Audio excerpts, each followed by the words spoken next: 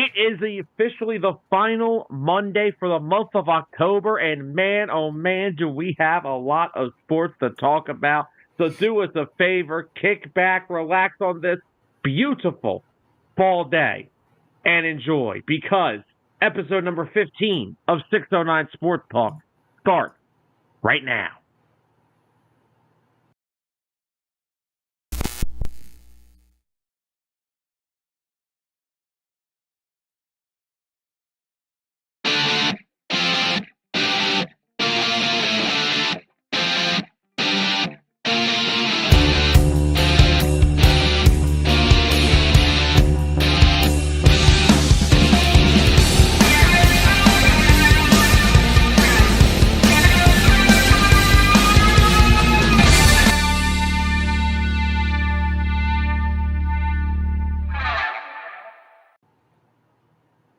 And welcome in, everybody, back to another edition of 609 Sports Talk, live here on Facebook and, of course, also over on YouTube. We are coming to you guys live from Hamilton, New Jersey. Of course, this is the show that unites fans and ignites debate. And as always, we are your hosts, Sam Nelson. He is Tyler Adams. Mr. Adams, how are we on this lovely Monday? We're doing great on this another Victory Monday. Wonderful to be able to say it. 3 straight. Wonderful to be able to say it. 3 straight and getting better. Let's go with that. 3 straight and getting better. I like that. Getting better. You're right. Another turnover-free game. Always an important thing. So, look, we got a jam-packed show tonight. We'll talk some college football later in the show. Nothing really major going on. Colorado fans get shut up now. They got in the top 25. You'll probably get bounced down a week or two anyway, but they get shut up for a week. I don't got to listen to them crying anymore. We'll talk about the new AP top 25. Talk about the looming Drew Aller injury that could affect the big matchup on Saturday with Penn State and Ohio State. We'll talk about that a little bit. We'll talk some NFL in a minute here, but to start the show off, we're going to kick it off with some basketball. As everyone knows, the NBA season kicked off last week. We, of course, did our Western Conference preview last week, as later in that show, Mr. Adams' headphones decided they didn't want to work for about 5 minutes. So, fun time. But now that the NBA is in full swing, let's talk about the Philadelphia 76ers, who officially came out last week and announced that Joel Embiid will not play. He didn't play opening night, didn't play yesterday, didn't play Friday in Toronto, and he apparently, just from what, let me just make sure I have what they said right, because they don't know what they're talking about half the time with this. Let me just make sure I'm not losing my other loving mind. So according to Nick Nurse, there was no re-injuring himself, but the plan was they don't feel he's quite ready. They don't feel like he's strong enough. They don't think that he's light enough, whatever that has to do with it. They still are trying to get him up to game shape and game ready to play. This is the first game of the season, mind you. So, Tyler, I have a question for you, Sam. Go ahead. Did he not play in the Olympics this summer?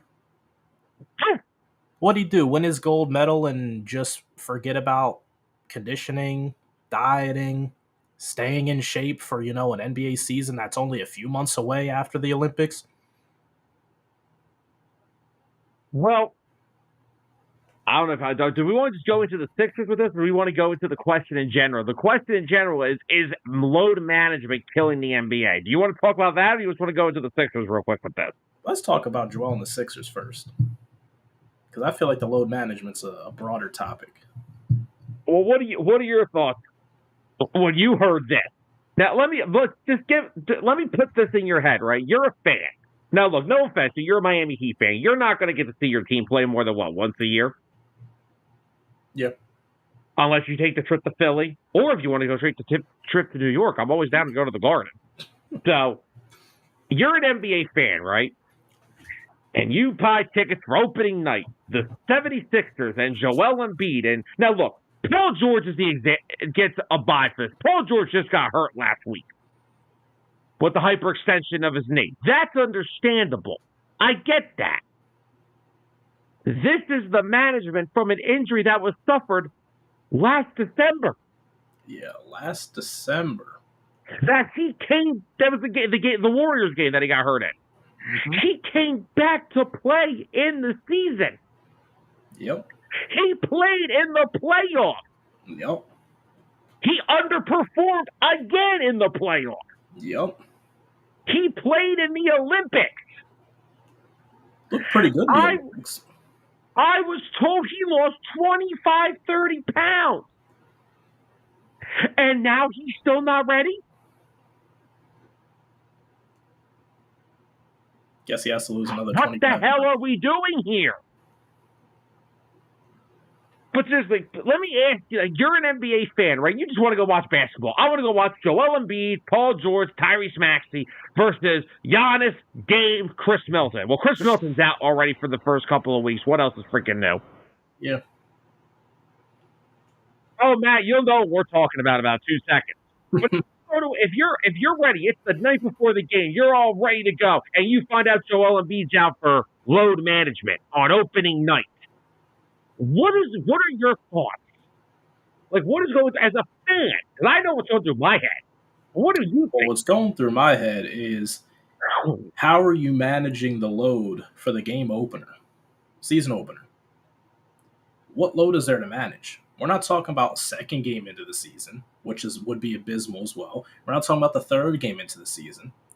We're not even talking about the first week into the opening night. You're telling me you're not ready to go?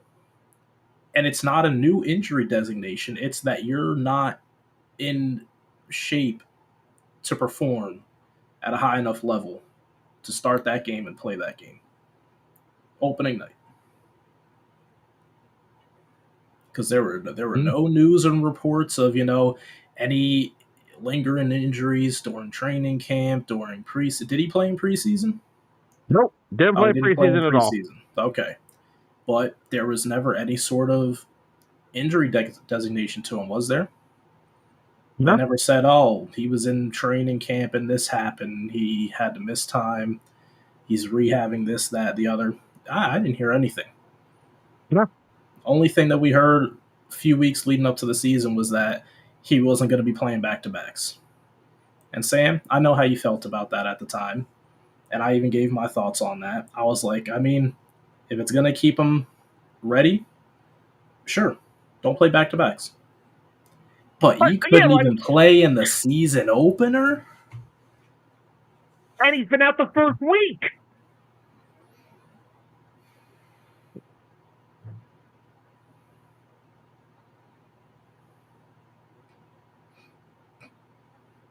Matt, clearly he's not in shape. Joel Embiid's had a great career so far. But, has he? I'm not done yet, but there's always going to be that looming question. What could he have actually have been without all of these injuries year after year plaguing him? Could he have been to an NBA championship game? Could he have won a title already? Could he have won multiple MVPs? We will never know. I tried to warn every single person. I said this to you. I tried to warn you all about this. The moment they blew that series lead against the Celtics, which was thanks also to Joel Embiid, that should have been the last game he played as a Philadelphia 76er. What people need to now understand is this is just what Joel Embiid is. This is who he's going to be now. Yeah. And also, here's the other stupid thing I love about this. This is a plan the Sixers have put in place so he's healthy for the playoffs. Gentlemen, I just want to inform you, for him to be ready for the playoffs, you have to get in the playoffs. And if he's not playing, you're not a playoff team. Now, it's early in the season, but currently the Philadelphia 76ers are sitting in 11th place. So, yeah. I don't know what's going on. Hopefully, he can come back soon. Maybe he just needs a week or two. Maybe when he comes back, he'll be way more reliable, and you guys will be rolling. What's up, Clint? What's up, Carol? Carol, Clint, how are y'all doing today? Hope everyone's having a great Monday. Oh, yeah, Victory Monday. Oh, it's always a Victory Monday. Oh, yeah. Even for Cleveland fans, Victory Monday. Matt, I understand. Half price off crab legs.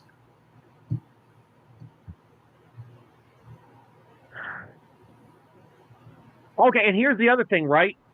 Also, here's the other thing that we're not taking into consideration. And Matt, I understand that's the plan, but if he's in, clearly something happened that he wasn't.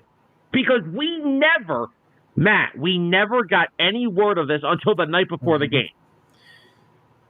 There's a reason the NBA is investigating the team. I hope he is forced to play. I hope the Sixers are fined millions of dollars, and I hope he's forced to play. And honestly, I hope he's fine. Because also, are we also considering, right, it doesn't matter if he misses the first 3 games. And Matt's right, he'll play Wednesday. But guess what? If he's running around diving on the court like an idiot like he always does, what do we mean? Then what? I've been saying this since 2020. I've had concerns about this for over 4 years. Joel Embiid is not a guy that you can win a championship with at this stage of his career. Because now you're going to barely get 50 games out of it. Yep. And also, and it's like, all you got to do is get to the playoffs. It doesn't matter who they play. Joel Embiid has yet to perform in the playoffs. Like, Joel Embiid in the playoffs, it kind of stinks. Like, I don't want to talk about, I don't want to go in the numbers, but let's not act like he's a premier playoff performer. He turns into a role player in the playoffs. And please do not tell me about, he's been hurt, because that's just going to keep going into the same thing that we've been talking about. Joel Embiid has been a head case and a problem for this team since his damn career started. When he freaking broke his foot, then he's out there windmill dunking when he's not cleared and he has no boot on his foot. What happened? Re-broke the foot. This has been the story since the moment he was drafted. Sure, it's been a fun little ride. You win your 50 games here, your 50 games there. Here's what you all need to start understanding. First, it was Brett Brown's fault. Then it was Doc Rivers' fault. Then it was Ben Simmons' fault. Then it was Tobias Harris's fault. Then Jimmy Butler was the problem. So whose fault's it going to be the next time? Notice something. It's like the Phillies. The Phillies' backs keep going to sleep in the playoffs, but they keep it the same. The Sixers keep changing rosters and changing coaches and changing this and changing that, all for Joel Embiid, but nothing changes. It's almost like maybe because you haven't addressed the problem. It's almost like maybe we need to realize that maybe the problem is still playing at the center position. And don't get me wrong, look, I don't really care. I could care less about the Sixers at this point because you know what?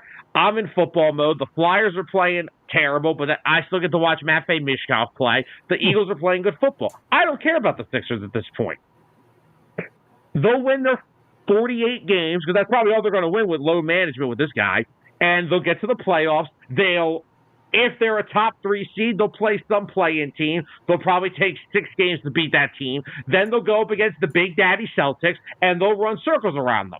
Or they'll play the Knicks, who will run circles around them. And oh, good Lord, if they play the Bucks, because I swear he ducks Giannis every time he wants to play. Every time they play, he ducks Giannis every single time they play.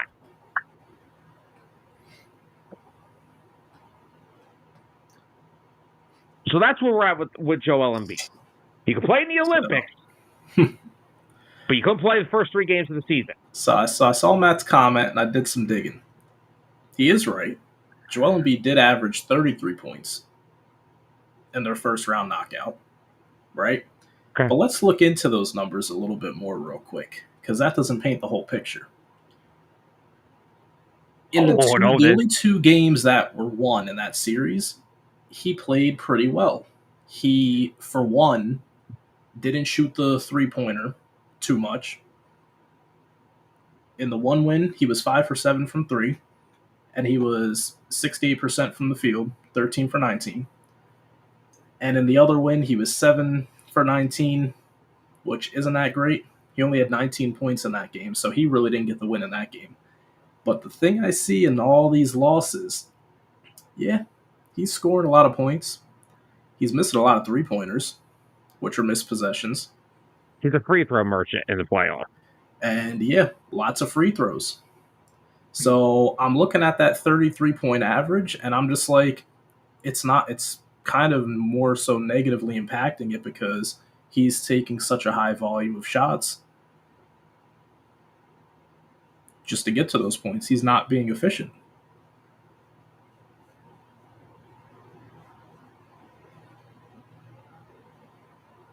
But remember, this is what we'll say, right? It's because he's always hurt.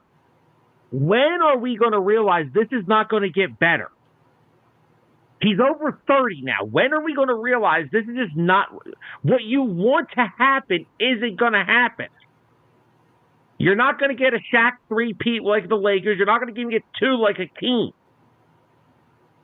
And by the way, I am officially rescinding any time I ever put him in the same name as Hakeem Olajuwon. That's a disrespect to one of the greatest centers of all time.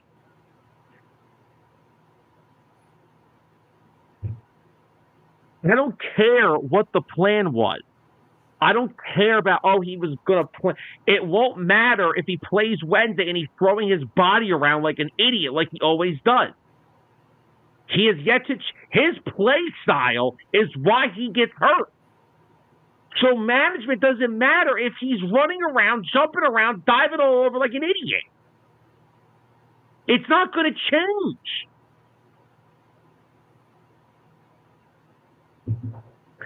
I said this 2 years ago when they blew that lead to the Celtics. That should have been it. And no one listened. And now look where we're at.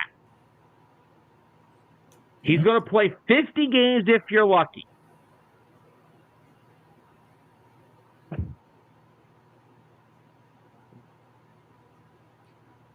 I mean, Yao couldn't stay healthy for a lot of other reasons, mainly because he was too big for his own body. Yeah, but I think Yao had feet problems. That's because he was like 7'8".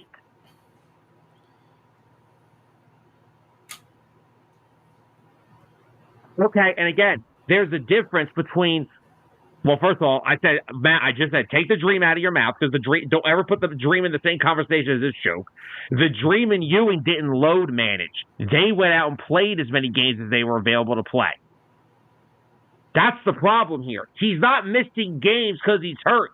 He's missing games from an injury that he suffered a year ago. He's not even hurt. That's the problem here. He's not even hurt. And I like what Clint just said. The only difference is, how many rings has Shaq won? Yeah, Shaq had, but that was the thing. Shaq's unstoppable feat was he was the biggest guy on the court most nights. Yeah.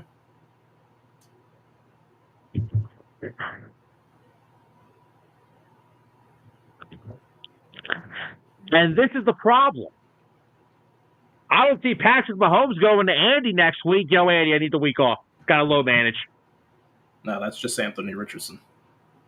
Oh, yeah. Don't get me started with him. He can go play in the NBA for all I care. I don't see Bryce Harper, who's played through how many torn UCLs in his one elbow. Hey, coach, I need a day off. Me and Steven advocated that he should take a week or two off on the IL in late September and didn't do it.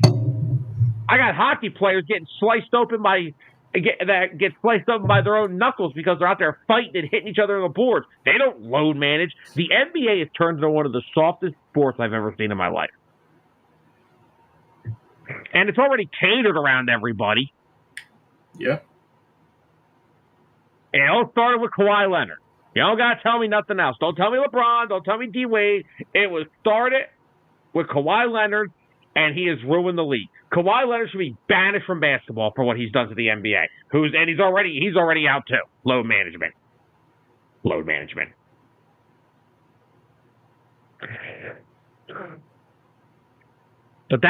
this is the problem that we're having here.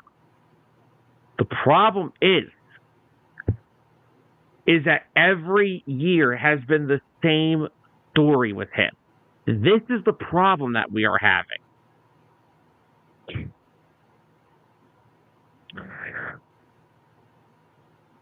They literally are going to load manage him. And guess what? If he makes one wrong turn or something on Wednesday, guess what? He'll be out 6 weeks, like always. This is the problem with the NBA. You should not be able to load manage the amount of games that these guys do. There should be a limit set on this, that you can only load manage a minimum. I'm saying 10 games. That's all you're allowed to. Because this is getting ridiculous. Yeah. Because fans don't like it. That's what cracks me up. People are like, oh, well, baseballs have lost its fans, and basketball hasn't? Basketball's a joke of what it used to be. Yeah. Something I didn't even realize. He only played 39 games last season. Yeah. You'll be lucky if he gets that this year.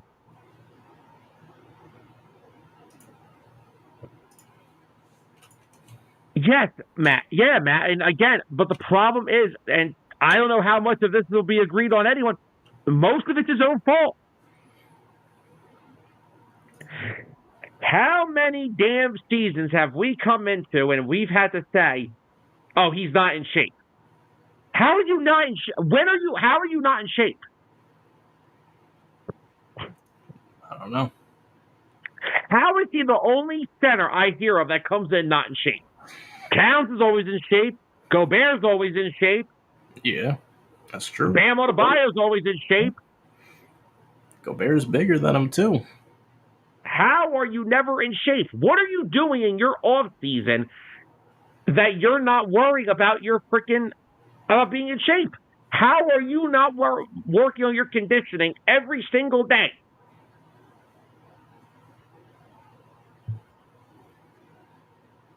Man, I don't care who hurt him. He still got hurt.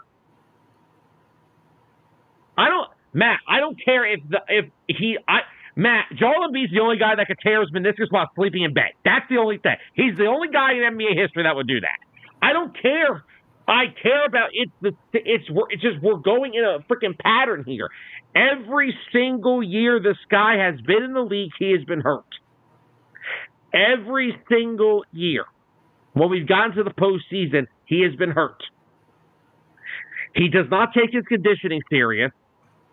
And he will continue to hurt himself on the court if he doesn't take care of himself on the court. He literally will flop around, jumping around like an idiot, diving, chase down blocks, and sends himself 12 rows in, and he will manage to hurt himself again. So the load management doesn't matter. Joel Embiid is literally a walking wreck. The moment he steps on the court, something's bound to happen. And this is what I'm really pissed off with now, because this is what people are also saying.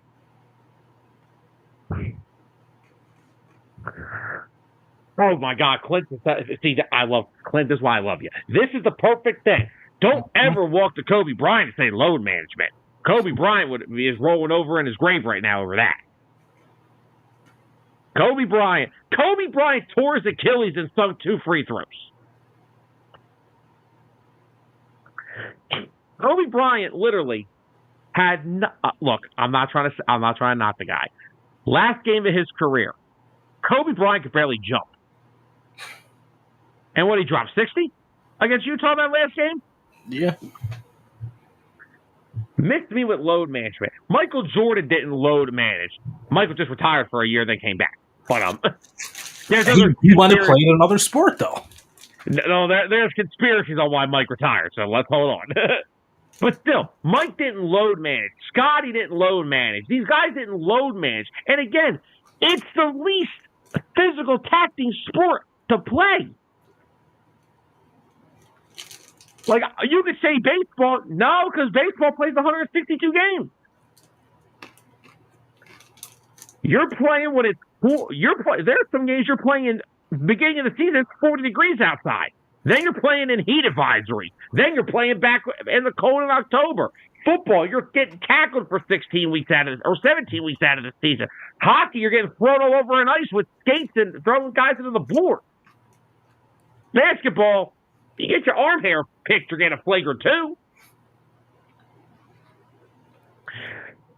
Load management is going to be the death of the NBA, and until they fix it, national broadcast will start dropping that. Yeah, it will happen. Because you're telling me that ESPN was like, "Wow, what an opening night game," and it's like, Joel's not playing. Which, I mean, it would suck if ESPN dropped the NBA, then Stephen A's out of a job because he don't know anything else besides basketball. Clint's got a great point.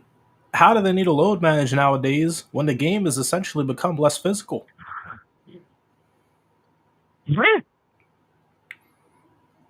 Really?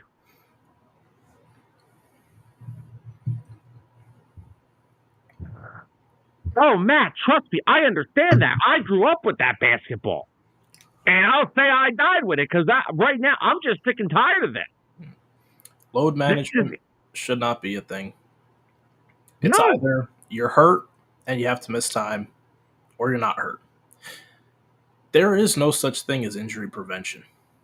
If you want to prevent getting injured, retire. That's the only way to prevent it. Because tell me what's the difference going to make that you're resting a couple of games? Now, okay, let's compare this to football, right? If a guy has a hamstring injury that's lingering, they might miss a couple weeks. It's not designated as load management. They just say these guys are sitting out to manage the load. What the hell does that mean? What's going on? Something tight?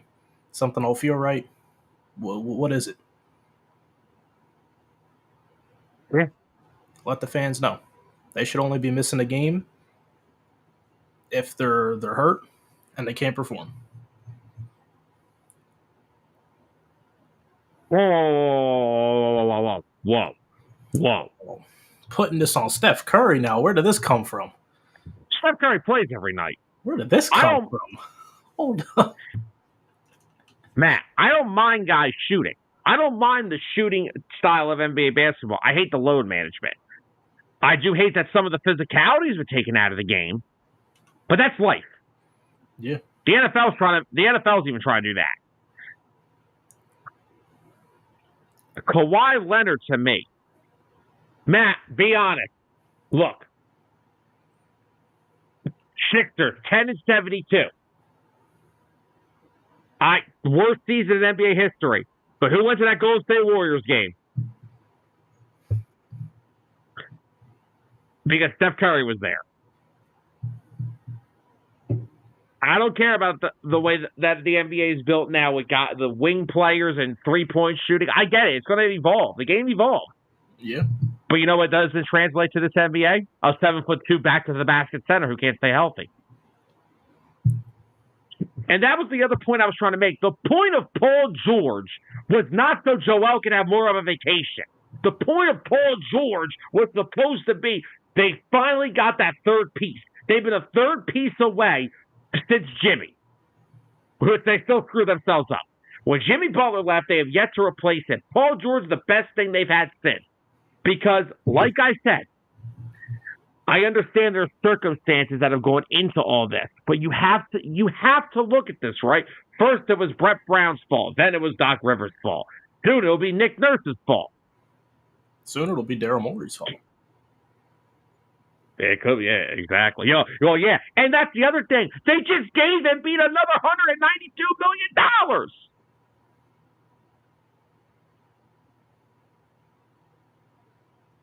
And then when you look at the Paul George thing, back to that. First, it was Ben Simmons' fault. Then it was Tobias Harris. Then it was Jimmy Butler. Well, it was Jimmy Butler. Then it was Ben Simmons. Then it was Tobias Harris. Then it was James Harden. How many more guys do we got to cycle? You could bring LeBron here. It'll be his fault. How many more times are we going to cycle through this until Joel Embiid is actually going to be held accountable that he may be the problem here? The only guy that continues to survive the roster turnover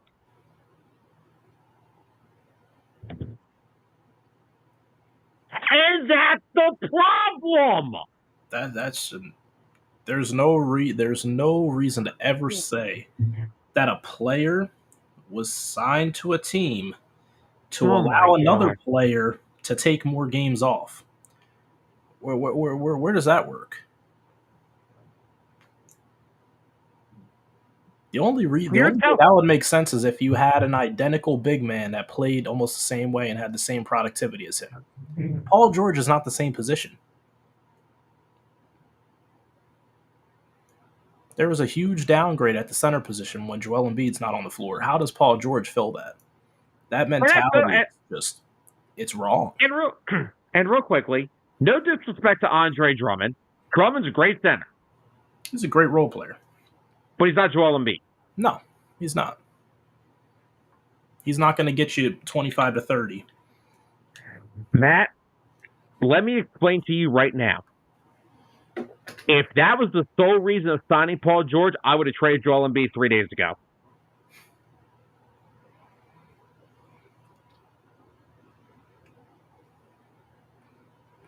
I hope, Sam, you got caught. I see him.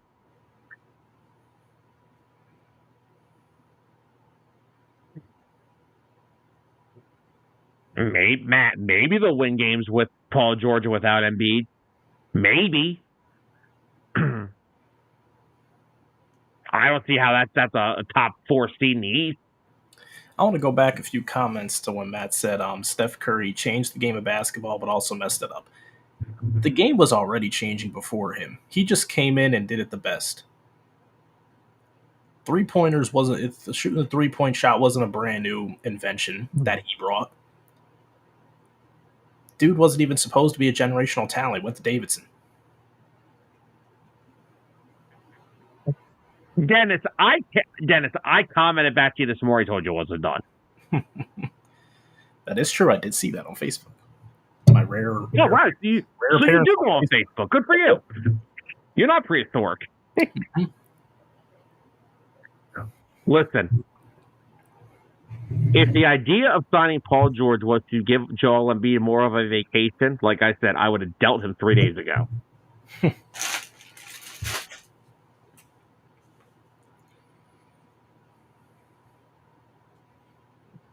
Man, I get the current NBA isn't what we all like, what we watched growing up, and I don't like it either. But what Curry's done, that hasn't derailed the game. But what derails the game is star players missing games when they're not hurt. Yeah. And it wasn't Curry that started it. Curry could do it. Curry's won a couple chips last time I checked. And, that's the thing, right? And don't get me wrong. I know we like to talk about all this stuff, right? Matt brought up Anthony Davis does it. I get it. AD does load manage. I get that. Kawhi, I bring him up. There's something that this bum, and I'm calling him a bum now because I'm sick of him. They've all done something he hasn't. They've won something. They are never going to be a championship contender as long as they have to play this game with him. Yeah. And now you're stuck with this for another 5 years because you just gave him $200 million more. Man.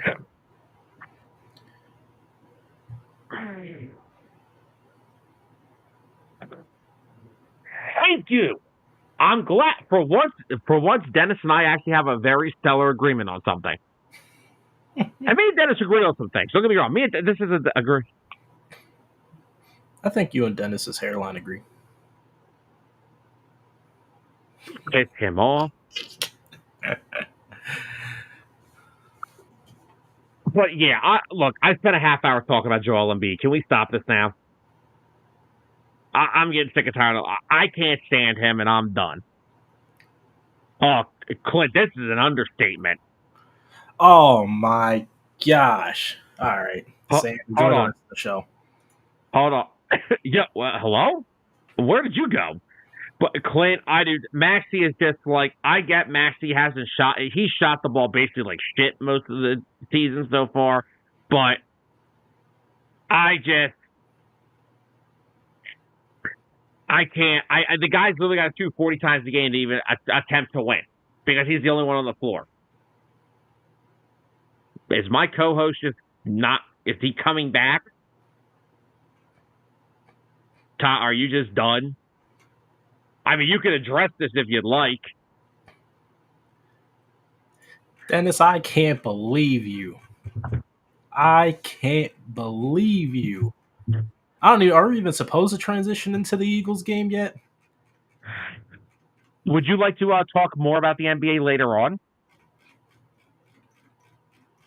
Because I'm down to jump right into some Eagles talk. Because, oh man, what did Reed Blankenship do wrong yesterday?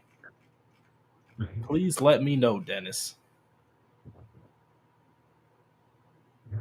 Reed Blankenship did nothing. Where can you find anybody on the defense yesterday that did something wrong? Oh, I can find one person. Oh yeah, that Darius Slay. Yeah, Darius Slay had one good pass breakup.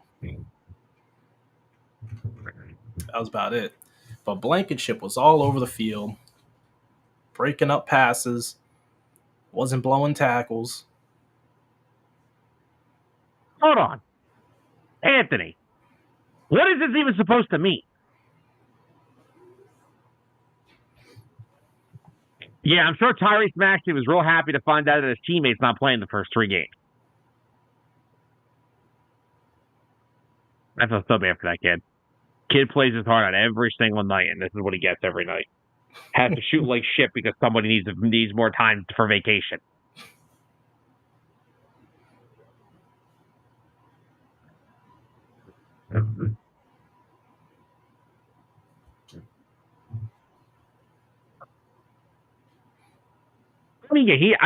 Blankenship may have had one like body or two coverage plays, but outside of that, what's the problem here? What was the blown coverage play?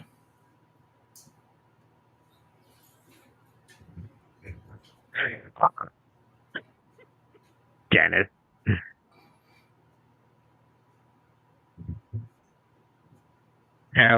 Still tied for first in her league after this week. Nice. Let's go, Carol. I can't say the same. I've wrote off 6 straight, 7-1. Good start. Anthony, at this point, the whole season doesn't matter. There's soon going to be a guy, real quickly, and I want to go right to the NFL. We'll talk basketball a little bit later on. I'm leaving this right here. There will be a guy that will sit out the whole regular season one day and just play the playoffs. The Clippers got to get in the playoffs first, but all right. Let's go into football. Let's talk Eagles. The fans want it. We want it. Let's talk Birds. And Dennis is already off, but his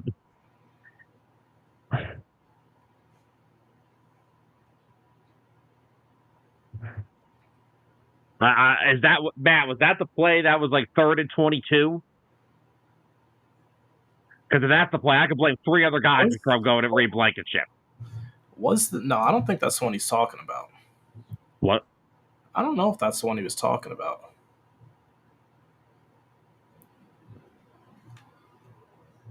Either way, it's that whole play. I got 2 other guys that I'm looking at in that play. That's Mr. Josh Sweat, who is Mr. Almost again, and Bryce Huff, who had zero effort on that play as well. But I thought I had no issue with how any of the Eagles defense played yesterday. I thought they played great. Yeah, I mean, Darius Slay went out. Rodgers came on. We had to ask each other who's number 34 because we barely seen him so far this year. And all he does is he just pace for pace with Jamar Chase down the field, bats the ball away, and there's good old Gardner Johnson ready to just swoop in and catch the ball. Yeah, finally, after taking away Quignon's first career pick. That was just that he had to get the first one. Couldn't let you get the first one before him. Yeah. I mean, speaking of him, Quignon almost got one off of an errant throw, but couldn't get the feed in. Man, I think I remember what play you're talking about. That's probably that 3rd and long play when Burrow was able to scramble out of the whole pocket to the right. But was Blankenship the one who tried to step up to? Wait. I got to backtrack. I got some NBA news. The NBA has assessed Joel Embiid with a post-game technical foul for waving a towel during an Andrew Nembhard free throw attempt late in the Sixers Pacers game. This guy is such a jackass. I hate him. I'm done. I'm done. I'm out. I trade him tomorrow. I'm done with this scrub, and that's all he ever will be to me is a scrub.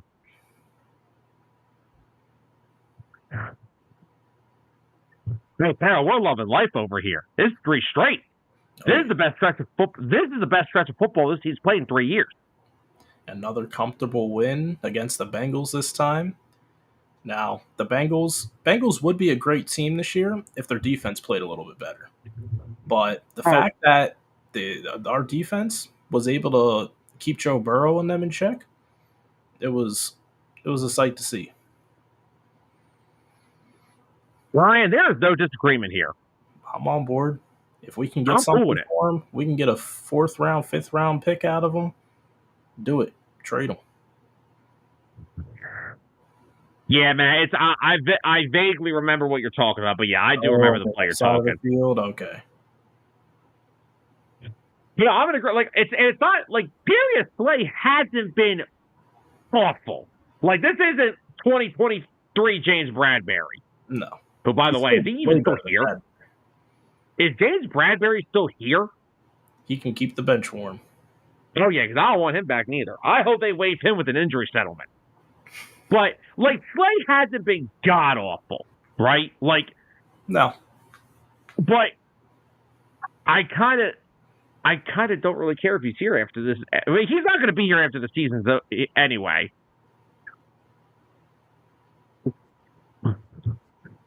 Right, he did. Brian, he 100% did. Like, at Tyler, how many pass attempts did Jalen Hurts have yesterday? Nope, I got pulled up. No, I know it. I'm just asking. Oh, you know it? Pass attempts? How many pass attempts was it? I don't know off the top of my head. 20. 20 pass attempts. What did I say last week? If you keep him between 15 and 30 pass attempts a game, you're going to be in really good shape. And Jalen Hurts again last week had a great game.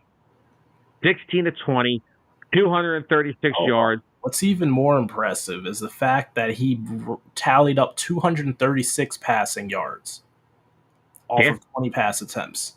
Although Joe Burrow, 37 attempts, 26 completions, 236 yards. Oh, speaking of which, by the way, you brought up the Bengals. If you want to know what's wrong with the Cincinnati Bengals, tune into my YouTube short tomorrow afternoon. I'll tell you what's wrong with the Cincinnati Bengals.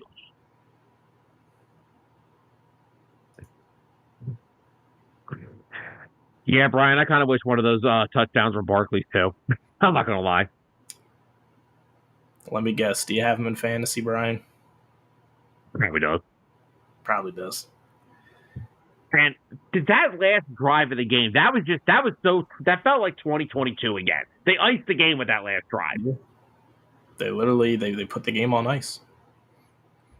Saquon Barkley didn't have they didn't have a bad drive the second half of the game. They scored on all 4 or all 3, however many it was. Everything was just clockwork. It was methodical. Tyler, Matt has him in fantasy. You've now ruined his night. I'm sorry, but you still got 108 rushing yards out of him. You're fine. Hey, don't forget the one catch you had too. Yeah. You're good. Yeah. I was happy for Shipley, and then I saw that flag coming in late, and I was like, oh man, they got something. Something wasn't allowed here. Yeah, Anthony, yesterday was the day of upset. There was a lot of last-minute winners in the NFL.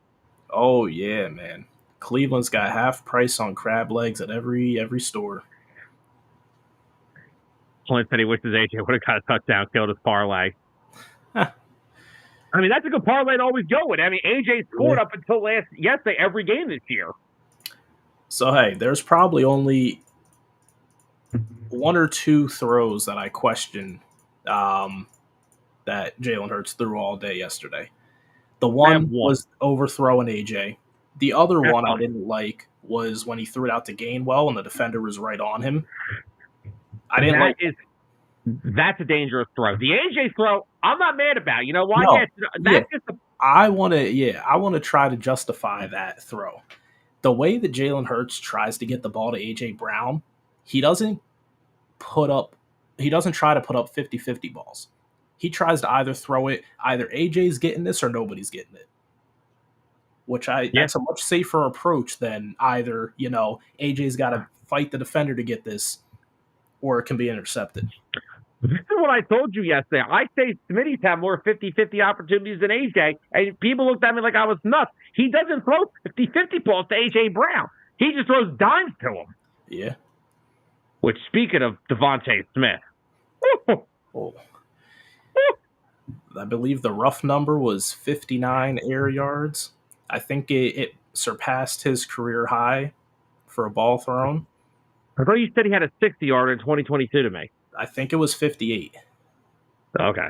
Yeah, I think it was 58. I'm not going back and looking, but still. Yeah. We're within a couple yards here, and I don't care to look that up. Yeah, I don't care about that. I don't care either. And Matt brings up this beautiful second half stat. 9 for 9, 150 in the second half. That's tremendous. And this is what I tried to explain to people. I'm going to be very blunt right now. All the idiots who tried to say that he didn't have a good game against the Giants because he only threw for 114 yards, it's because he didn't need to. Yeah, literally. 10 for 14 and a passing touchdown. If the game was closer, if the Giants actually were able to move the football with Daniel freaking Jones, he would have been passing the ball a lot more. His stats would have looked a lot better.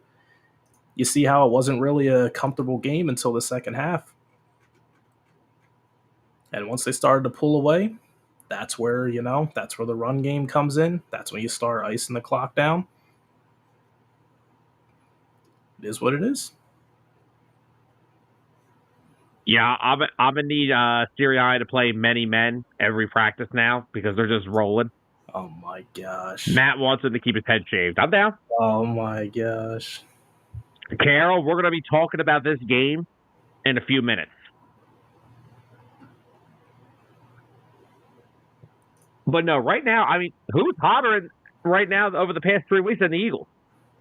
Yeah, I mean, the Eagles haven't turned the ball over in 3 weeks. That's big. Yeah. Anthony, no disagreement. Yeah, Jayden Daniels is built different. I would like to call out the Chicago Bears defense. First, the one defensive back, the one who actually tipped the ball up, who was chirping at the fans before that Hail Mary play.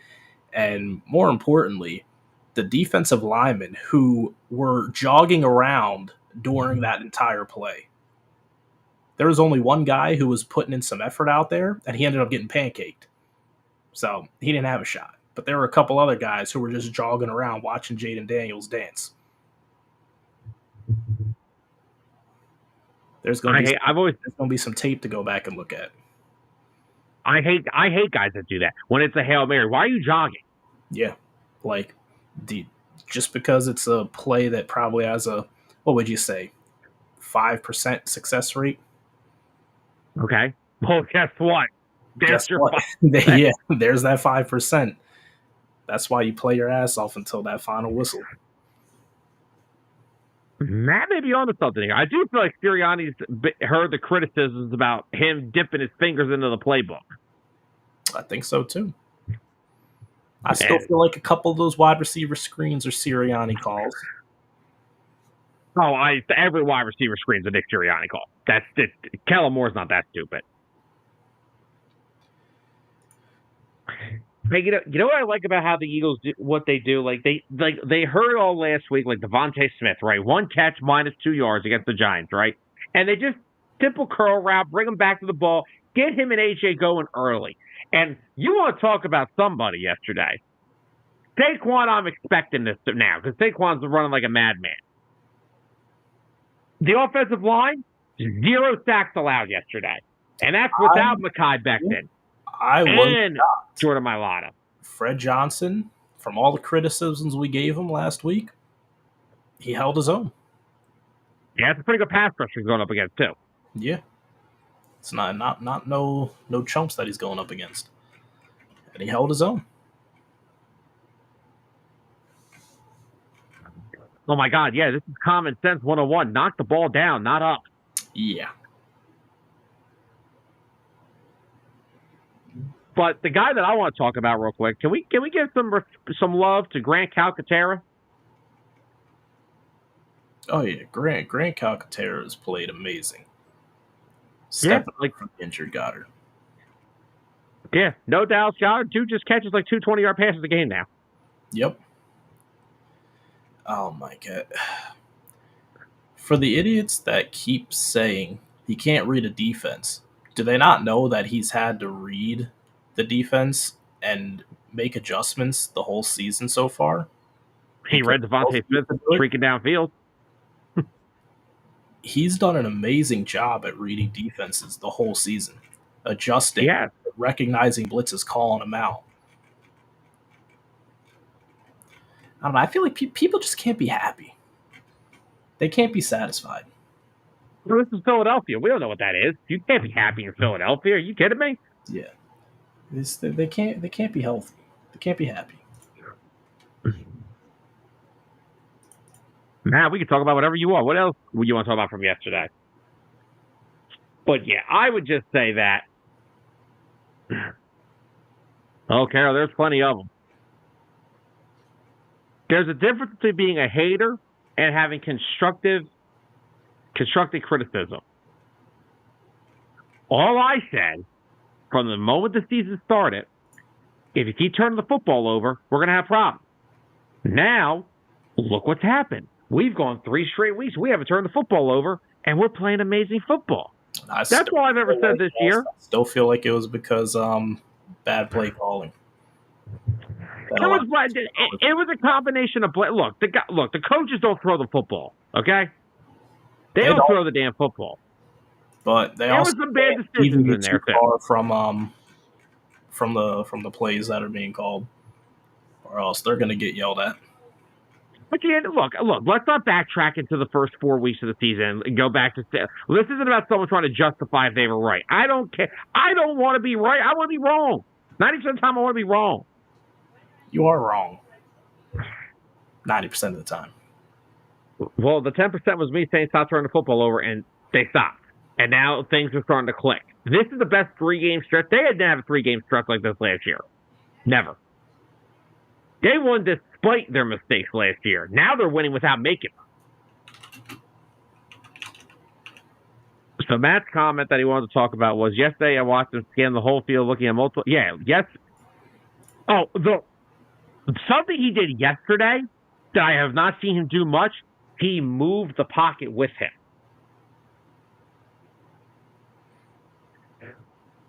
He literally moved the pocket.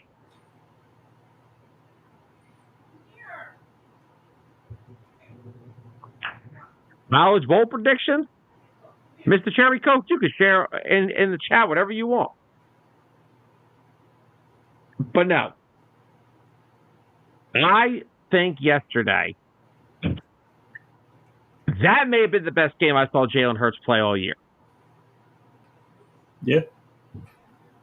So I think this is his best game of the year. I want to bring something up real quick. So I know you like to talk a lot about, the first 4 weeks, the turnovers. You wanted to see him go down. That's valid. All right. At this current point in the season, there's only a handful of quarterbacks who have thrown less interceptions than Jalen Hurts. Jalen Hurts is currently sitting at 4 interceptions. Let's look at some comparable quarterbacks. Jordan Love, 9 interceptions. Sam Darnold, 5 interceptions. Patrick Mahomes, 9 interceptions. Matthew Stafford, 5 interceptions. Jared Goff, 4 interceptions. Jayden Daniels, 2 interceptions. Josh Allen, only 1 interception. Phenomenal. Trevor Lawrence, 4 interceptions. Dak Prescott, 8 interceptions. Wait, Trevor Lawrence only thrown 4? Yeah. I mean, and he's got 1,800 yards so far passing. I don't know, man. The Jaguars are a weird team. It's hard to find where their where their greatest pitfall is. Georgie's about to become public enemy number one in Philadelphia. Yeah. Geno Smith, 7 interceptions. Baker Mayfield, 9 interceptions. Kirk Cousins, 7 interceptions. Lamar Jackson, only 2. Also playing insane football right now. And Joe Burrow, 3 interceptions.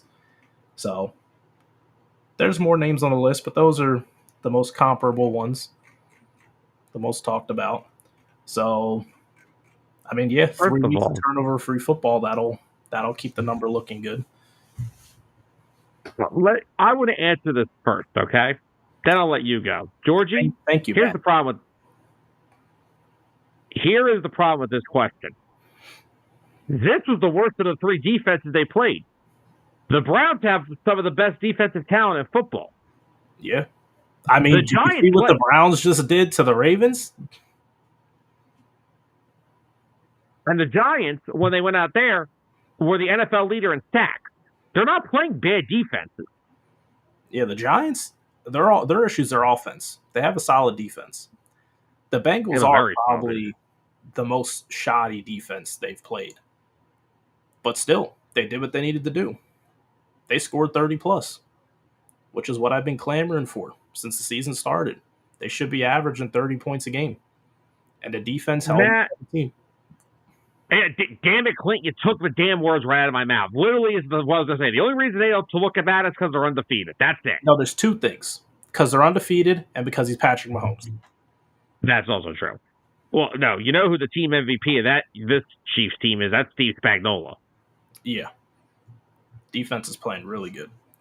And I mean, the refs, they're doing pretty good too.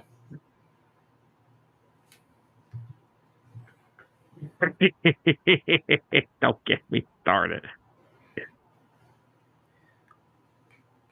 Oh, yeah, I think Winston's way better than Watson. Oh, yeah. Yeah. No, Matt, they're undefeated because Steve Spagnuolo is one of the best defensive coordinators in football. Yeah, and they just happened to get some favorable flags in the fourth quarter. Favorable? Favorable's out of the freaking... That's being generous. You're being really generous what you're saying right now. But no, at the end of the day, the Eagles are playing good football. That's all you can say. They're playing excellent football right now, and it's really good to see. It's getting better each week. This isn't like they won, like the Browns game, they won by 4. It's not like they're squeaking by 4 points every week. They decimated the Giants, and I'm sorry, they just went down to Cincinnati and dog-walked the Bengals, who were still a pretty good football team last time I checked. Yeah. Joe Burrow isn't a scrub last time I checked. Joe Burrow's pretty good. Been to a Super Bowl. One of the best quarterbacks in football. And after the first drive, you shut them completely down from basically the rest of the game. Mm-hmm. Yeah, after a 10-minute drive, they ended up controlling the clock. Let's see, where was it? Eagles ended at 31 minutes time of possession. Bengals had 28. Jamar Chase averages 15 yards per catch. No, 16 yards per catch. Yesterday's game, the Eagles held him to 6 yards of reception yesterday. Yeah. And who had a big game because of that, Sam? Feel free. Mike Gesicki. Also, let me just throw this out there to you. Here's some numbers from wide receivers when they played the Eagles. Jamar Chase against this player only had 16 yards. Malik Neighbors only had 9. Amari Cooper only had 10. Mike Evans only had 19. Chris Olave only had 23. And Drake London only had 5. Can you guess the player who that is against? Quinyon Mitchell. Oh, my God. This kid is so good. Quinyon Mitchell's a stud. He may be one of the top corners in the league already. He is. This kid's a stud. This is some uncalled for stuff. And he only gave up one 13-yard catch yesterday, and it was when he got pushed in the face mask. Matt, I am not reading off one more comment of the night because of that. I think you forgot. You left out a word. It's supposed to be gone. Bradbury gone. Well, in short, that's what I said. The Bengals are the worst defense they've played in this 3-game stretch. That's what I was getting at there. They have played. This was the worst defense that they've played so far in these 3 games. But this is what you're supposed to do. You're supposed to go run all over destroy these guys. I understand what you were saying, and that's what I was getting at. They have played. Like, the Giants and the Browns have a way better defense than the Bengals. They also pay their players on defense, too, unlike the freaking Bengals. Matt, I said the same thing. This is the only game that really concerned me. This is the only coming into this after the bye week. This was the game that I had circled. Like, this is the only game that I'm really concerned about because you haven't won in Cincinnati in 25 years. Joe Burrow is still Joe Burrow. I don't care how bad the Bengals are. Joe from the Burrow is still Joe from the Burrow. Joey B still lights up, dude. Clint called him Gritty Gasicki. I didn't even realize that.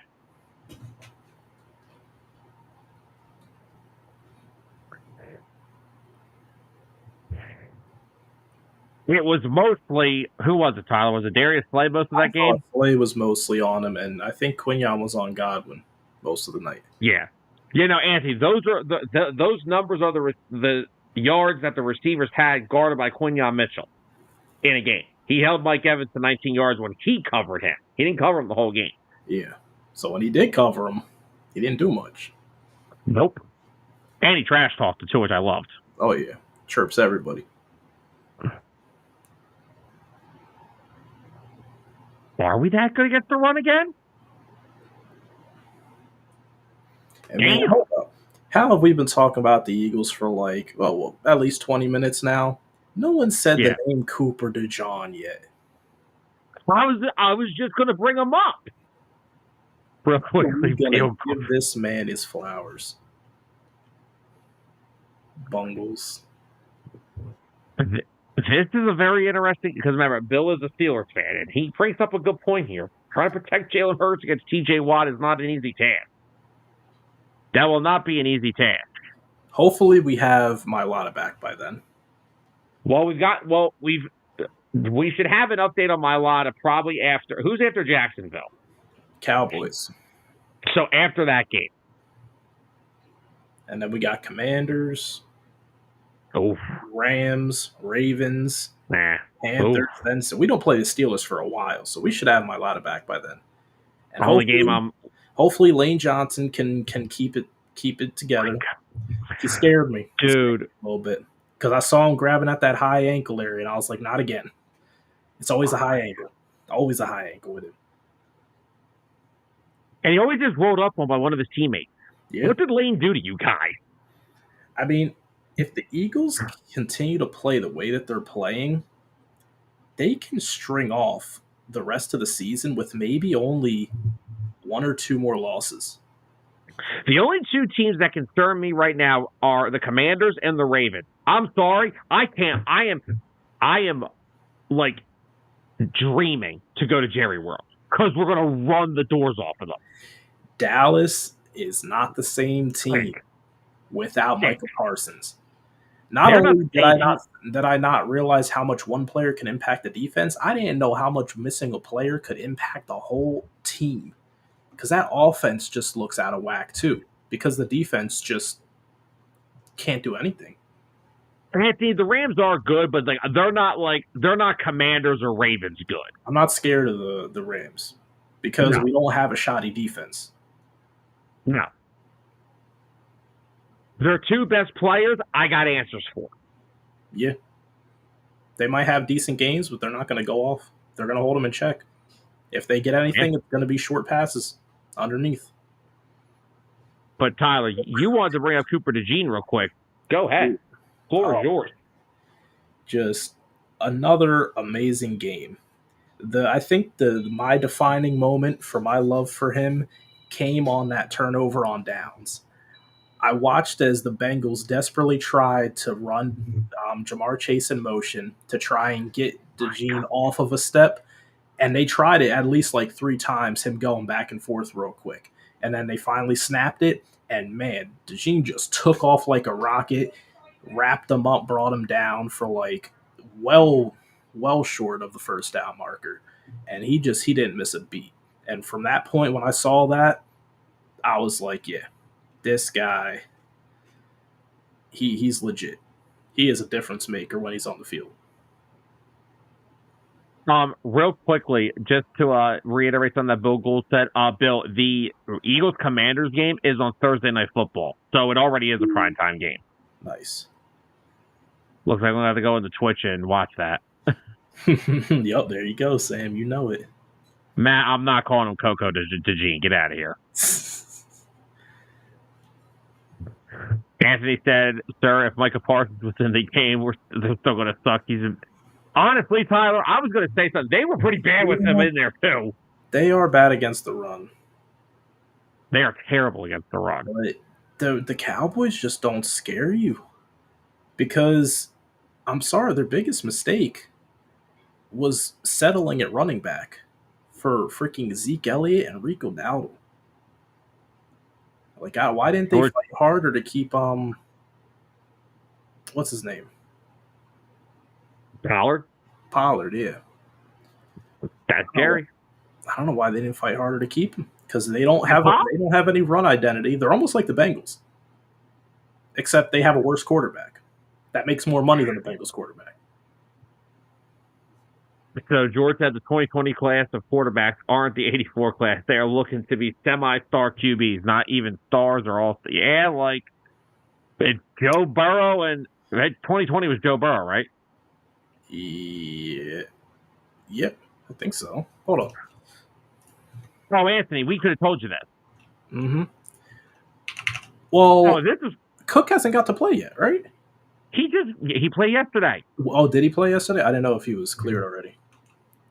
He's been cleared. They've been trying to give him the football shape. Oh. How'd that work out for you? Man, not too good. Oh, yeah, okay. 2020 draft class.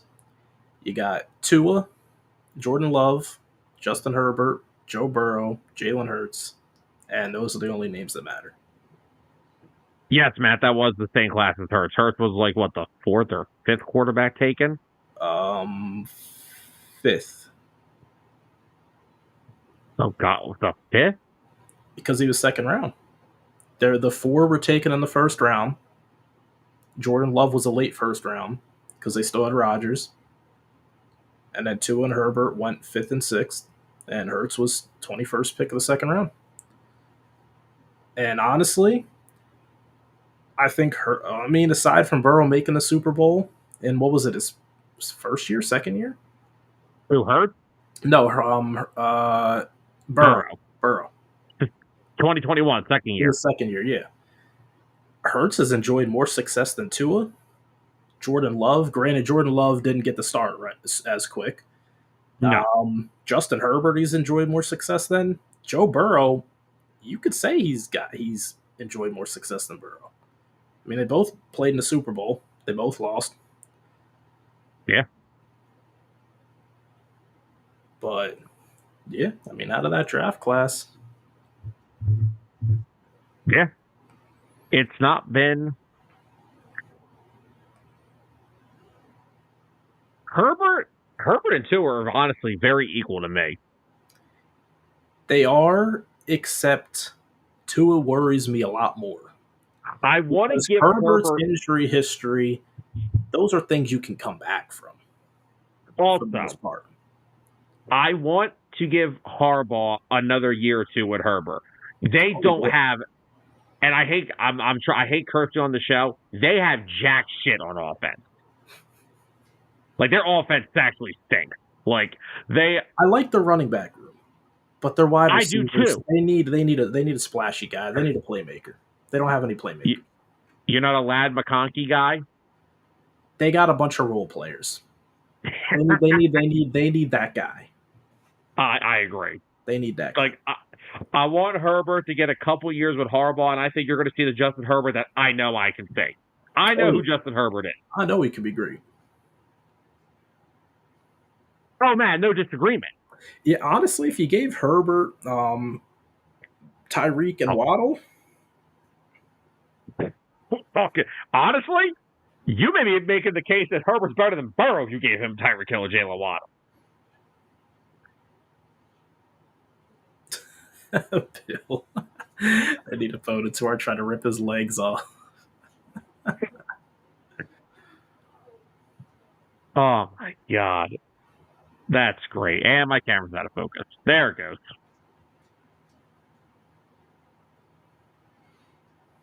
We haven't done top teams yet this year. We totally whiffed on doing that. Let's see. When is mid-season going to be? What week are we coming up on? 6, 7. We're coming up on week 8. What would be the midway point? 9. I think either after the Jaguars next week or maybe after the Cowboys the following week, we could do a mid-season kind of power rankings. I'm down with that.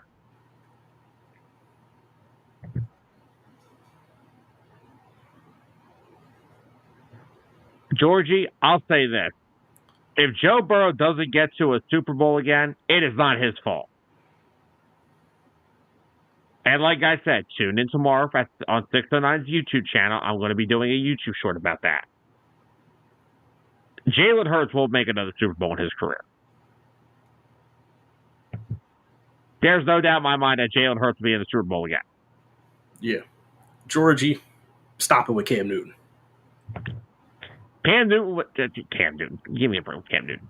Cam Newton was a one-hit wonder. He was a dominant running quarterback that people haven't seen in years.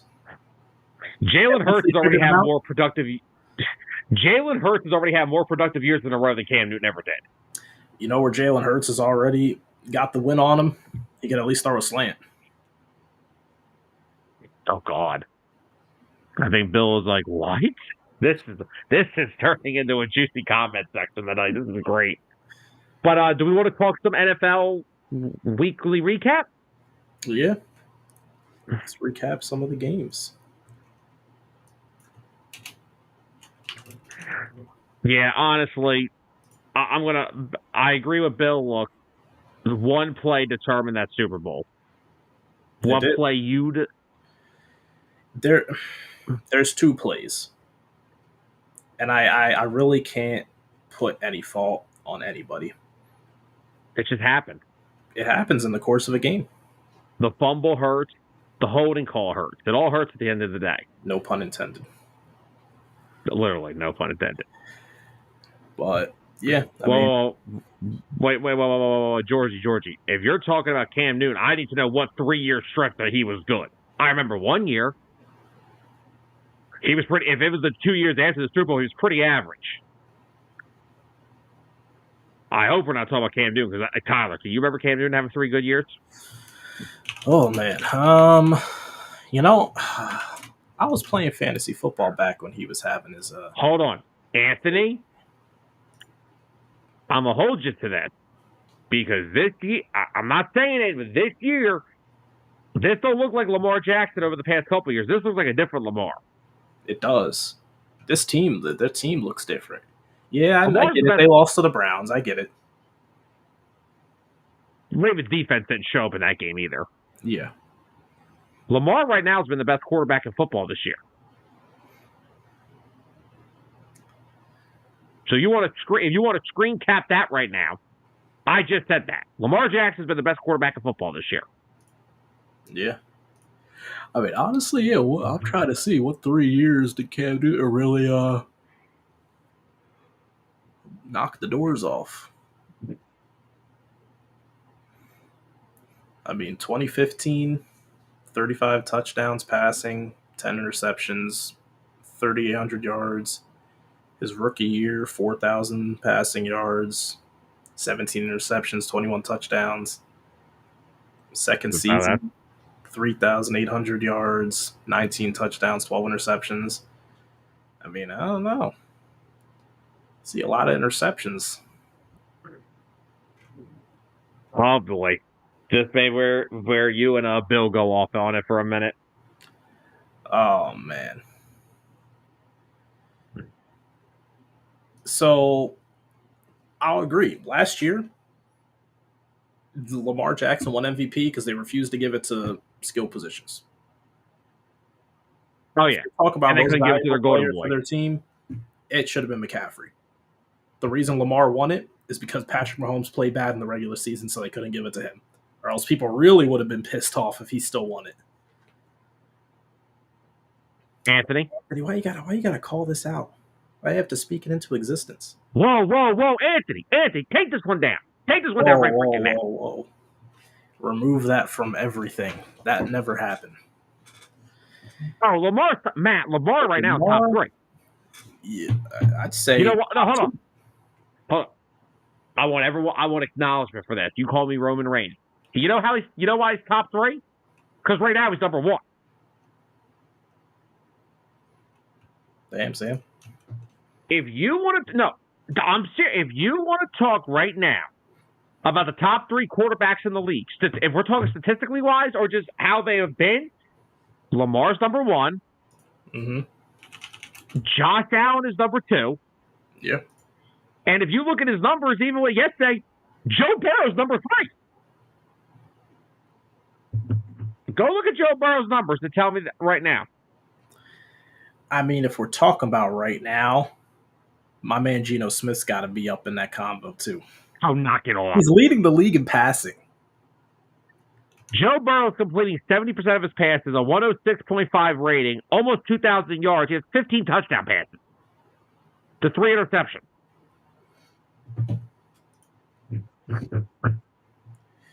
Yeah.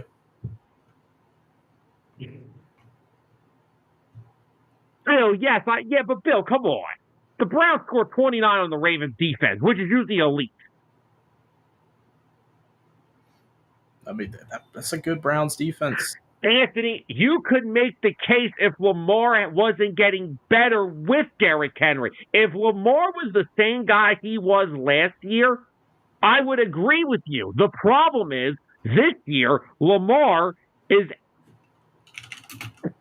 actually having a better year. He's got a 115.4 quarterback rating, career high. He's completing 67% of his passes, career high. He's throwing for over 260 yards a game, career high. He's thrown for 17 touchdowns and only 2 interceptions this year. Derrick Henry has helped him, but he's getting better. He's getting better.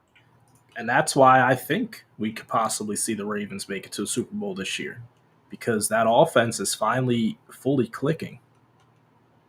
Yeah. Like, you're seeing them do it on the ground and in the air. Oh, boy, Jacksonville's having a rough week. Christian Kirk out for the year. Brian Thomas, their young rookie wideout, may miss the Eagles game. Wow. That's a hit. Man, I don't care about last year of Mahomes. I always look at Mahomes' numbers this year. That's all I got to look at. Patrick Mahomes is not winning the Chiefs games right now. He's not. He's keeping them in it. Don't get me wrong. Oh, he's keeping them in it. But the guys turn the ball over at an excessively high rate. Yep. And, look, I get the whole, they lost to the Browns. The NFL is literally a week-to-week league. Yep. Oh, Bill, trust me.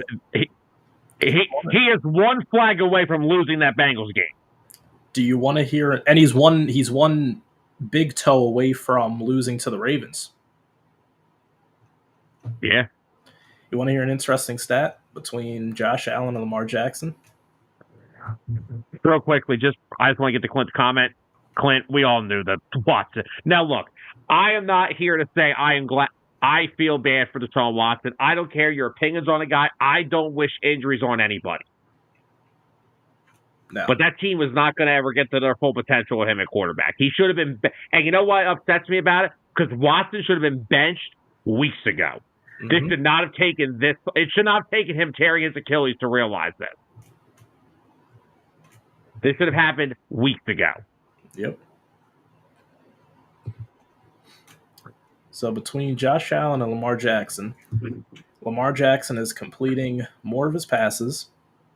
He has almost 300 more passing yards, and he's got three more touchdowns and only one more interception than Josh Allen. Lamar Jackson is the number one quarterback in the league right now. He's playing like it. I don't know why I find this funny. He wanted him to get suspended to be honest. I mean, hey, yeah, he probably deserves it. So, yeah, Bill, no disagreement here. Watson may be the worst quarterback in football. Yeah. But okay, here's the thing, right? Let me just bring up what Matt's saying here. The Browns, on paper, were not a bad team. The Browns would have been fine if Deshaun Watson would have got benched weeks ago. They would probably still be in the hunt for something. Yeah. There was way too much talent coming into the season on that roster. Yep. To be two, what are they, 2-6 now? They are. Or they 1-6? I think 2-6. They got their second win. 2-6. So, Bill brings up a good point. All right. Before that, he said, Josh Allen got a bad rap because of his playoff habits. A lot of these quarterbacks do. Lamar Jackson gets a bad rep because of his playoff habits as well. But the one thing about the Ravens is they've gotten further and further each year. Yeah. It seems to me like they continue to keep getting better and putting it together more, and they're not just going back, running back with the same thing over and over again. No disagreement here.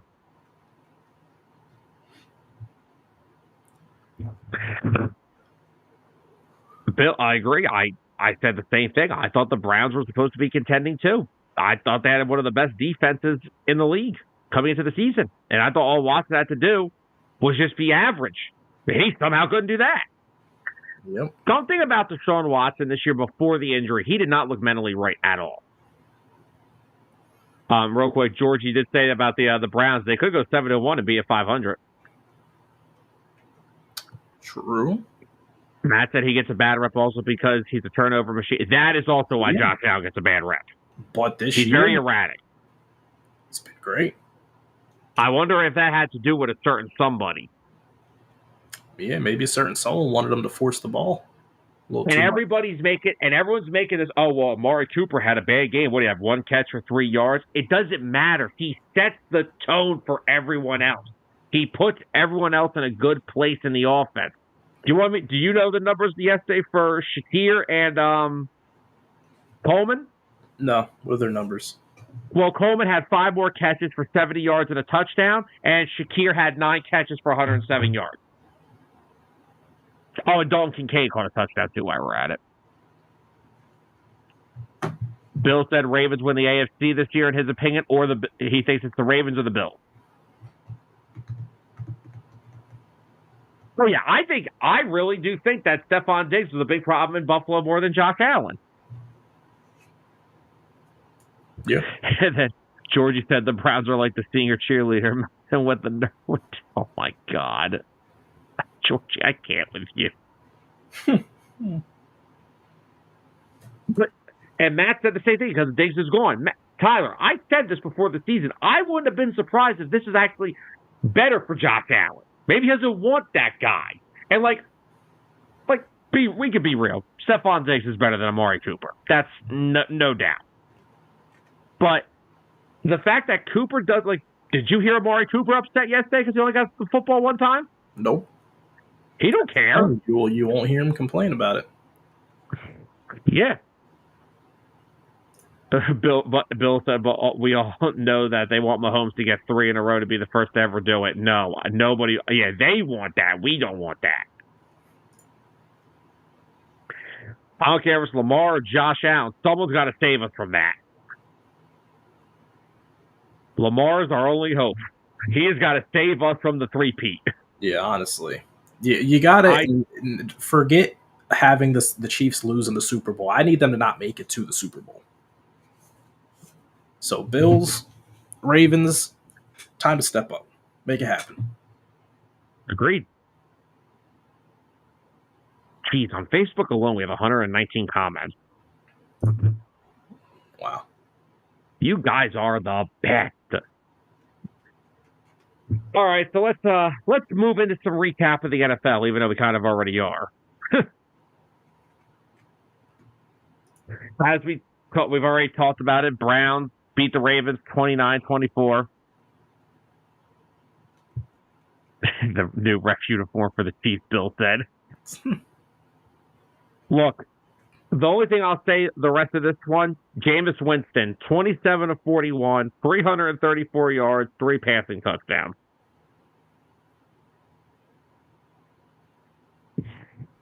Nothing else to say. Still.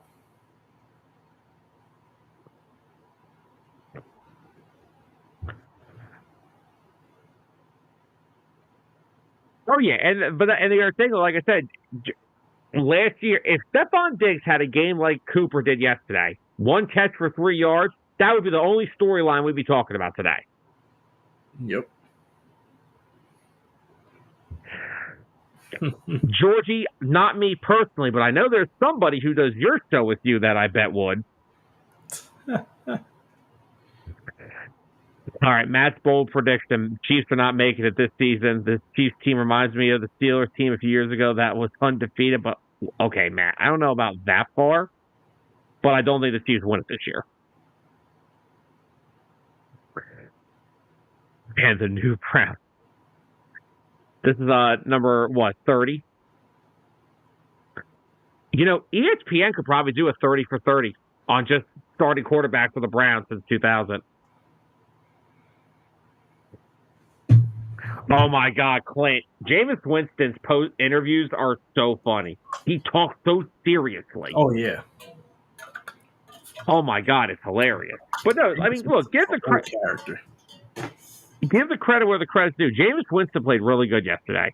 And, like, you look at this, right? This is without Amari Cooper, right? Cedric Tillman, 7 catches, 99 yards, 2 touchdowns. Elijah Moore, who I forgot was even on the Browns, 8 catches for 85 yards. Jerry Jeudy, 5 catches for 79 yards. David Njoku, 5 catches, 61 yards. They spaced the ball out. It was great. Nick Chubb, 16 carries, 52 yards. Whatever. The frickin' Ravens defense ain't that. It's pretty damn good against the run.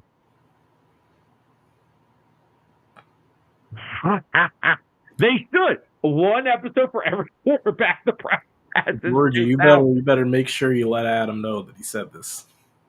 No, do not. I do not need Adam seeing that. Please do let him know that he said this. Damn, Bill is right. The Ravens are technically the Browns. Remember, when they expanded the league and they moved when they moved the team out of Cleveland the first time, they became the Ravens. True. Matt said, "Nah, man, they're not good, especially on offense. Defense is very good, though. It screams the Steelers team all over again. Only difference is Steelers didn't get handed like the. Oh my God. We'll agree to disagree there. But no, the Browns yesterday, that should be a feel-good win. Now, I'm not sure what that does for their season. I don't know. Are they still going to sell off guys at the deadline? I could still see a guy like Zadarius Smith getting moved. Yeah, he's 32 years old. Pieces. But they're going to keep their core guys.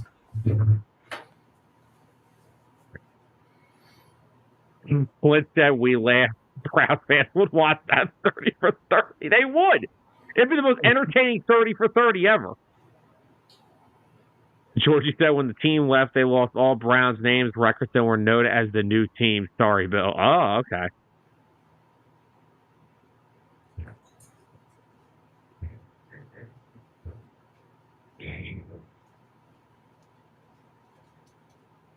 Wait, what did Clint say? Can we just get rid of Newsom? Yeah, Newsom has not been good. No. And Denzel Ward is good. It's just he's always banged up, I feel like. I could be wrong, but I love Grant Delpit. Grant Delpit's a freaking really good safety. Oh, yeah. George just said the Ravens were noted as the expansion team. All the Browns stayed and died and were resurrected in 99. All right, moving on to our next game. Oh, yes, I was waiting for this. Texans outlast the Colts 23-20.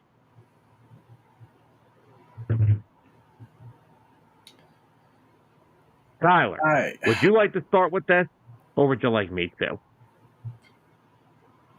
Joe Flacco, starting quarterback. Period. Oh, my God, Ward has suffered his sixth concussion? Jesus. Oh. Yeah, since we're on the game here, I think Colts fans need to come to a realization that Anthony Richardson may be a bust.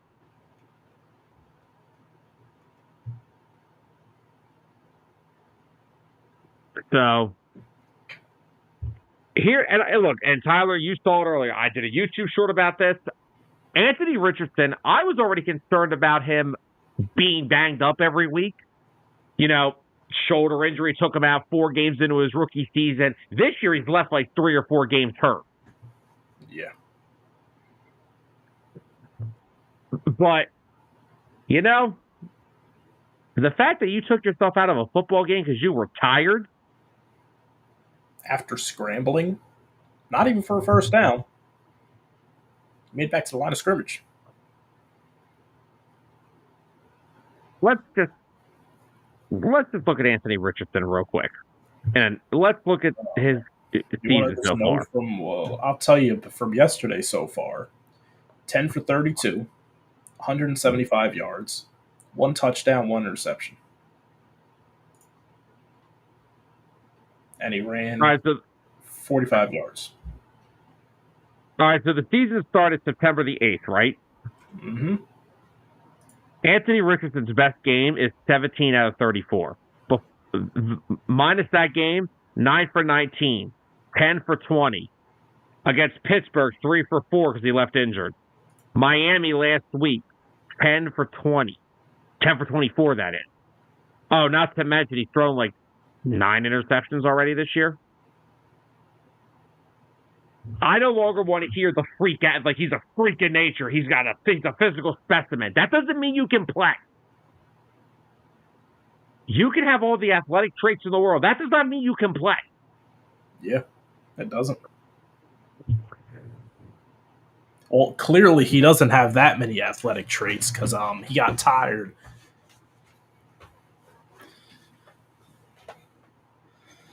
Yeah, good night. He did. He load man. But yeah, we're just going to have to start having that conversation that Anthony Richardson may just stink, and the Colts are going to have to reset themselves back again another 3 to 4 years. Yep. Because they still don't have a quarterback. Oh, they can get a good maybe like 2 years out of Flacco. Oh, without a doubt. But I don't know what they're looking. Maybe they'll be in the Kirk Cousins sweepstakes in a couple years. That's the Colt. Oh, he'll be 36. Perfect. He'll be 36. He'll be like 38 years old. That's perfect. Perfect. Also, what are your thoughts with the Texans this year? I think they've been good, but they haven't like overly impressed me yet. So the Texans are sitting at 6-2. They've played well enough, but they haven't dominated. And I mean, it's kind of hard to dominate when you got a lot of receivers that just keep getting banged up. Yeah, but like you still have Diggs. You still have Diggs just got hurt yesterday too. Yeah, I know that. So you're looking at Dalton Schultz, Tank Dell, John Mechie, and who else? Robert Woods is still there. Robert Woods is on that team. But I don't know. I don't know how much you're going to get out of him. Bill wants to know how is Flacco still playing. And Bill's right. They are quiet. I mean, we were talking. This is a team I had that may have been able to go toe-to-toe with the Chiefs. Yeah, but they haven't dominated. No, they haven't. Like, I'm going to look back at their games so far this year and try and find one where they actually won comfortably. I got it right here. They won by 3 against the Colts. They lost by 2 to the Packers. They blew out the Patriots. That was the Patriots. I think that was Who before doesn't do that? So I think that was still the Jacoby Brissett Patriots. They beat the Bills by 3. So that's a playoff contender right there that they beat. Close game. Yeah. They got it done. Keep going down. They beat the Jags by 4. Then they got boat Yeah, raced by the Vikings. Only one touchdown in that game. That's being generous. Yeah. And then they only won by 6 to the Bears, which the Bears were playing terrible football in that second week. Oh, yeah. And then they beat the Colts by 2. So they've beat the Colts by 2 and by 3 so far this year. And the Colts aren't good. No, they're not. The Colts are not a good football team. You can tell me all you want. They're not a good team. So when they do win, they're getting it done. One possession wins for the most part, except for the Patriots game. Clint, I do agree with this. Joe Mixon does not get a lot of respect. Joe Mixon does not get a lot of respect in the league. Joe Mixon is one of the most important running backs in the NFL. You can go ask the Bengals and you can ask the Texans.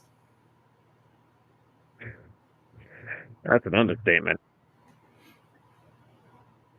Moving on to our next game, the Packers have also improved to 6-2. They defeated the Jaguars 30-27. And also Jordan Love went out with an injury. Again. So what's next for them? I don't know. Well, they said that it looked like he avoided serious injury, but dude, I'll tell you right now, the fact that they're 6-2 and Jordan Love has barely played this year due to injury. 5-2. No, they're 6-2. Are they 6-2? Why did it just tell me 5-2? Because your thing doesn't update like Score Mobile does. Forget Score Mobile. All right. No, mine's accurate. Okay. Maybe I need some trifocals. 6-2. Bill, thank you for tuning in with us. I enjoyed all the comments you threw in. He's got to go get ready for his Steelers and to play the Giants. Okay. That should be an easy win. Yeah, right. Actually, I don't know. I don't want to hate on the Steelers, but they don't really have an insane running back to blow the doors off the Giants. So Russ might have to beat him with his arm. But week 2 of Russ Wilson starting, I'm going to tune in. I'm going to see how he's looking. Me too. So, Bill, thank you for joining with us throughout all your comments. We enjoyed them all. Thank you very much. But yeah, I mean, the Packers at 6-2, they're fighting the Lions in their division right now. That whole division is within reach. They're fighting the Vikings too. And the Bears Packers. The Bears aren't too far behind, but I mean, losing to the Commanders does hurt them a little bit because they were already the last team in the division. Now they got knocked down another notch. But with the Packers not really knowing the status of how bad this Love injury is he going to be able to play against the Lions next week? Is he going to be 100%? It's a really good Lions team. Cool. Speaking of the Lions, they're the next game here. As they, at one point, this game was 14-all, and then blowout, bloodbath central, 52-14. Dude, I don't know how you beat this Lions team. Jared Goff threw the ball 15 times for 85 yards, and still had a 130 passer rating. Jahmyr Gibbs and David Montgomery, dude, they're just... It's not fair. It really isn't. You can make the case. Speedy guy and the power guy. You could draft them both in fantasy and start them both week to week. You could. You really could. And this was a down week for Montgomery. 9 carries, 33 yards, and a touchdown. That's a down week for him. We had to throw one, too. He got that arm. He did throw one. You're right. So 2 total touchdowns.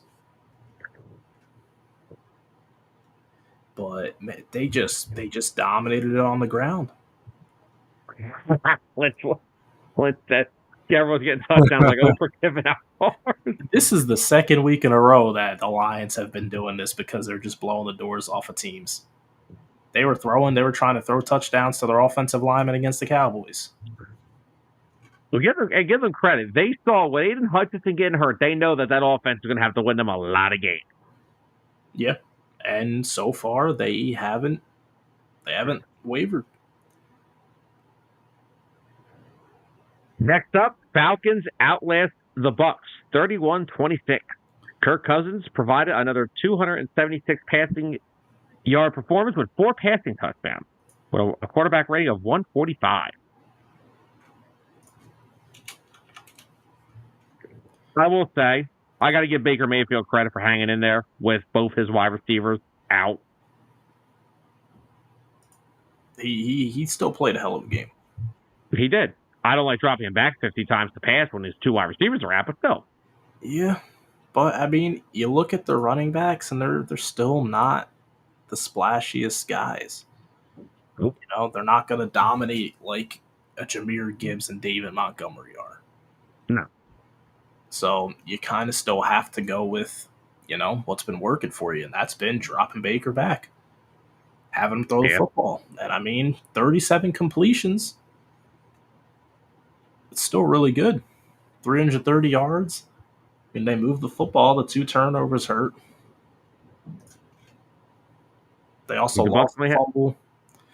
And the Falcons didn't turn the ball over once. So that's the one thing the Falcons always have going for them. They usually play pretty clean football. Yeah.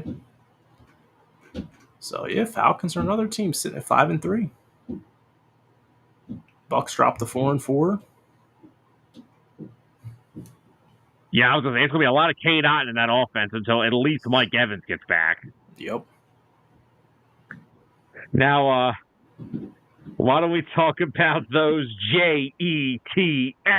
Yes. We don't got no Jets fans in here right now, right? I wouldn't care. I'd still roast them. I'll apologize in advance. So whose fault is it this week? Let's see. Whose fault is it this week? So I'm looking. I'm seeing Aaron Rodgers. It seemed like a solid performance, right? 17 completions, 28 attempts, 233 yards, 2 touchdowns, no interceptions. Yeah. No turnovers on either side. No. Garrett Wilson, 5 for 113. Breece Hall, 16 for 80, averaged 5 yards. I mean, what am I missing? Aaron Rodgers blamed the darkness. Oh my God. I think we know where the blame should be. I mean, your defense let Jacoby Brissett go down the field on you. Yeah, which still is supposed to be a really good defense. But they fired the guy who had that being a top defense. Yeah, he was the problem. You could see the fall off a little bit. I just can't believe that they traded for a top 5 wide receiver and their offense is worse. Yeah. This is comical. There's no difference. No, Clint, I'll be honest with you. I try to avoid listening to Aaron Rodgers talk all around, so I know I did not hear his post-game interview. Not sure that I want to hear it, because I'm kind of scared if I have to. But the Patriots can play a good game. I don't know how they won. Yeah, Drake May left early with a concussion. Yeah, and Jacoby Brissett only had 132 yards. Ramondre Stevenson only had 48 yards. Drake May had 3 runs for the 46 yards in that touchdown, the long touchdown run. Aside from that, I don't know how they won. I will say, though, before we move on to Drake May showed me some things. I like what I say. He said the Jets need to get out the darkness. Oh, man. Well, the problem is the darkness is the starting quarterback, so that's the problem. So they're not going to get out of it. Yeah. Now, next game, Cardinals upset the return of Tua as they walk off the Dolphins 28-27. Tyler, what did I say about this Cardinals team? They're a scrappy little bunch. They are. And what did I say about Kyler Murray? I know you like to make your jokes. I know you you weren't hating on him. I know you respect Kyler Murray. I do.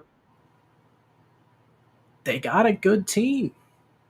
Again, Trey McBride, 124 yards. Marvin Harrison Jr., 111 yards. James Conner ran the ball 20 times, 53 yards. That's a rough day on the ground. A lot of getting Dolphins defense. But yeah, you're spot on. Dolphins defense played well against Connor yesterday. They had a game plan for him, but yeah. But yeah, I mean, look at Kyler's numbers yesterday: 26 to 36, 307, 2 touchdowns. On the year, Kyler's completing 68% of his passes, 98 rating, 11 touchdowns to 3 interceptions.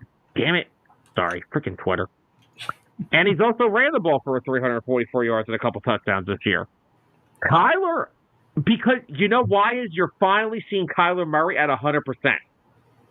Yeah, I agree. And the Cardinals are 4-4 right now. They're playing bad. They're in the hunt. They are. Because, I mean, what is their division looking like as a whole? The Chargers are kind of like the same way. Wrong. That's not the... Wait, that's not... Wait.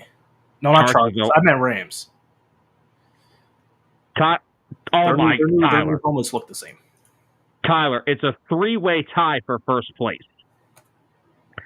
All the teams are 4-4. The Cardinals, the Niners, the Seahawks, and the Rams are 3-4 because they've had their bye week already. They are in this thing. Everyone's in this thing. Oh, well, speaking of that division, he was you know what?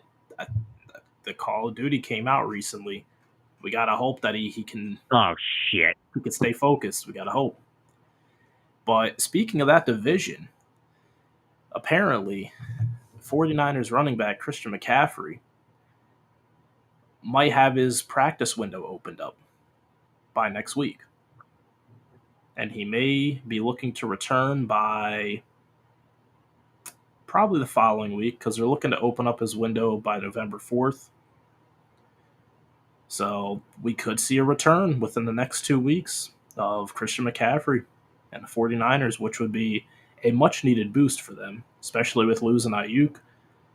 Has Debo still been injured, or is he back with them? He played last night. He played last night? Okay. Oh, my God. You know what? I really want to make a joke to George here, but damn it, I can't because he's right. So he is right. But the presence of McCaffrey on that field, it's the difference maker. Well, no, hold on a second. Leave me alone, George. I already got to deal with Adam. I don't need to deal with you two now. Hold on. So Mason goes down, and who is Isaac Guerrino? Who is this guy? He's a rookie. 14 for 85 and a tutty? Like, what? Yeah. I mean, he's right. Next man up is the mentality there. But there's a reason that the Niners are 4-4. And they're not playing better. Was it banged up? It's because they're missing their impact player, their playmaker, the difference maker. Yeah. McCaffrey does a lot more than just run the football for that team. He is the focal point of the offense. He's what the defense focuses on, and it opens up the offense for a lot of other people. Yeah, anybody can run the football in the 49ers system. I could probably go over there and run for 75 yards on a good day. Oh, yeah. I can give you a good 50 on a good day. I may have to pull an Anthony Richardson and take myself out after a while, but I'll be all right. Just give me a couple goal line runs. Give me a couple tutties.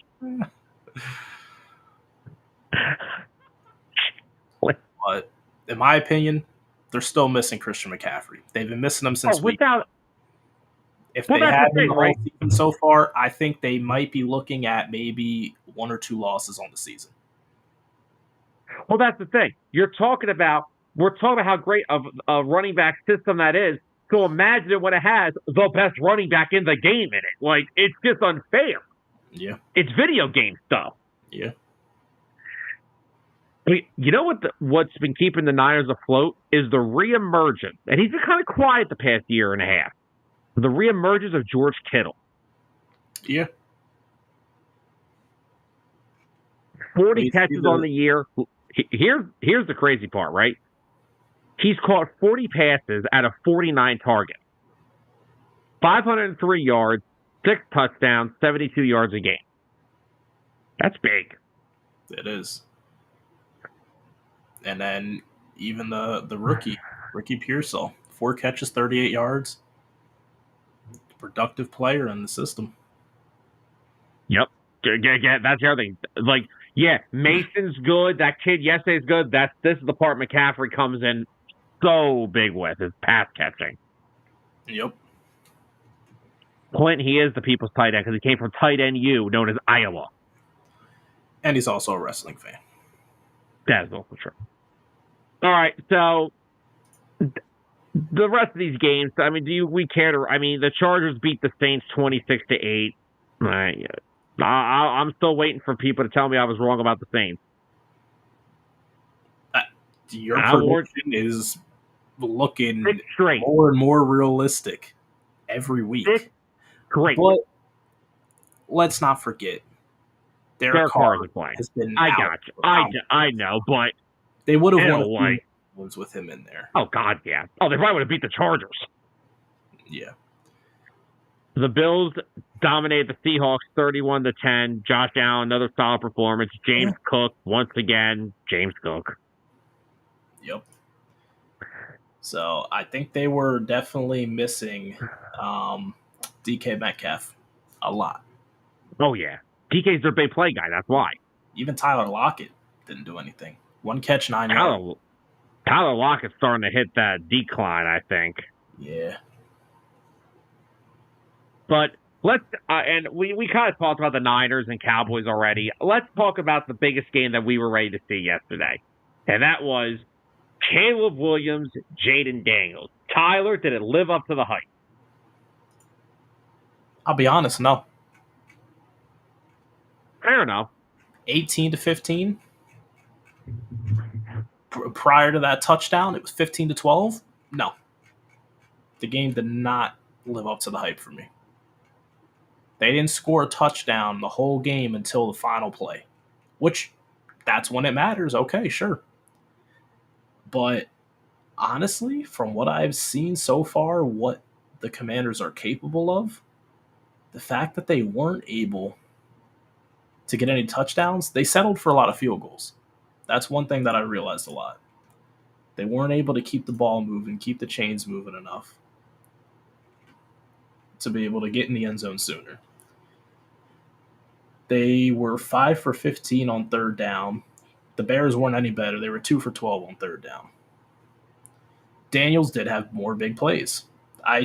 It's clear as day Jayden Daniels is by far the better quarterback. Caleb Williams can be great. He's not as polished as Jayden Daniels right now. I don't even think it's that. I just think that the Bears have a terrible coaching staff around. I was just going to say, I think it comes down to the system as well. Shane Waldron is terrible. Yeah. Jayden Williams got blessed with the coaches that he's got. Like, they have that offense. Wait. You said Jayden Williams. Oh, God. Now, hold on a second. Is there a Jayden Williams? And does he exist? Probably. That sounds like a common name. But no, you're spot on. Jayden Daniels has a better coaching staff. Cliff Kingsbury has done wonders for him. And he's doing it with less weapons. I mean, yeah, he's got Terry McLaurin, but I mean, come on. Did you expect Zach Ertz to be much of anything left in the NFL? Noah Brown? I will say, I thought the last quarter lived up to the hype because they both led game. Well, Caleb led what he thought was a game-winning drive. Yep, didn't hold up thanks to his defense. But I will say I don't like the Bears' attitude at the end of that game at all. Caleb was crying on the sideline about it. I didn't, and like you said, they're defenders. You deserve what you got for chirping fans before the last whistle. Mm-hmm. But if anything, and you know, people. Oh well, it's a Hail Mary. Does it really count? Yeah, it does count. He threw the game-winning touchdown pass. Yeah. This game proved what we've been saying for weeks. Jayden Daniels is the better quarterback. He is. He passed the ball a lot better. Caleb can still be very good, but he will not be good with Shane Waldron as his offensive coordinator and with Matt Eberflus as his head coach. The reason that they were in that game was because of good old former Eagles running back DeAndre Swift. Averaged 7.2 yards on the ground, 129 rushing yards. He moved the football for them. Because that passing game wasn't looking too hot. Oh, Clint, rightfully so. You don't tip the ball up, you knock it down. Not only that, they're chirping Commanders fans while the play is happening. Yeah. And I saw a lot of guys on the defensive line jogging around. I hate that. Absolutely hate it. Like, it's the last play of the game. Why are you not out there running your ass off? I don't understand it. Ain't never going to get enough out of get no argument out of me for that.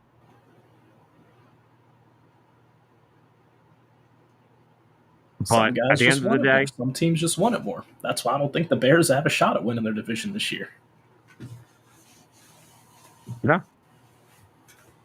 I don't think they have a shot at all. I think it's a two-way race in the NFC North. Vikings, Lions. You don't think the Packers are in this at all? Packers haven't really wowed me either. Well, again, it's because Jordan. Now, if you said because of Jordan Love's health, I would agree with you. So it's even more than that. Jordan Love's thrown a lot of interceptions this year. He's turned the ball over a lot. That is true. That doesn't help either. No, it doesn't. And I mean, that's what cost them against the Vikings earlier this year. Oh, Clint, 100% agreed. Whoever 29 is should have been cut. I would have cut him as he was walking into the tunnel. I would have had to cheer. Depends, is he a high prospect? I don't care. I would have security waiting. Yeah, you go that way. You go with the fans. You're done.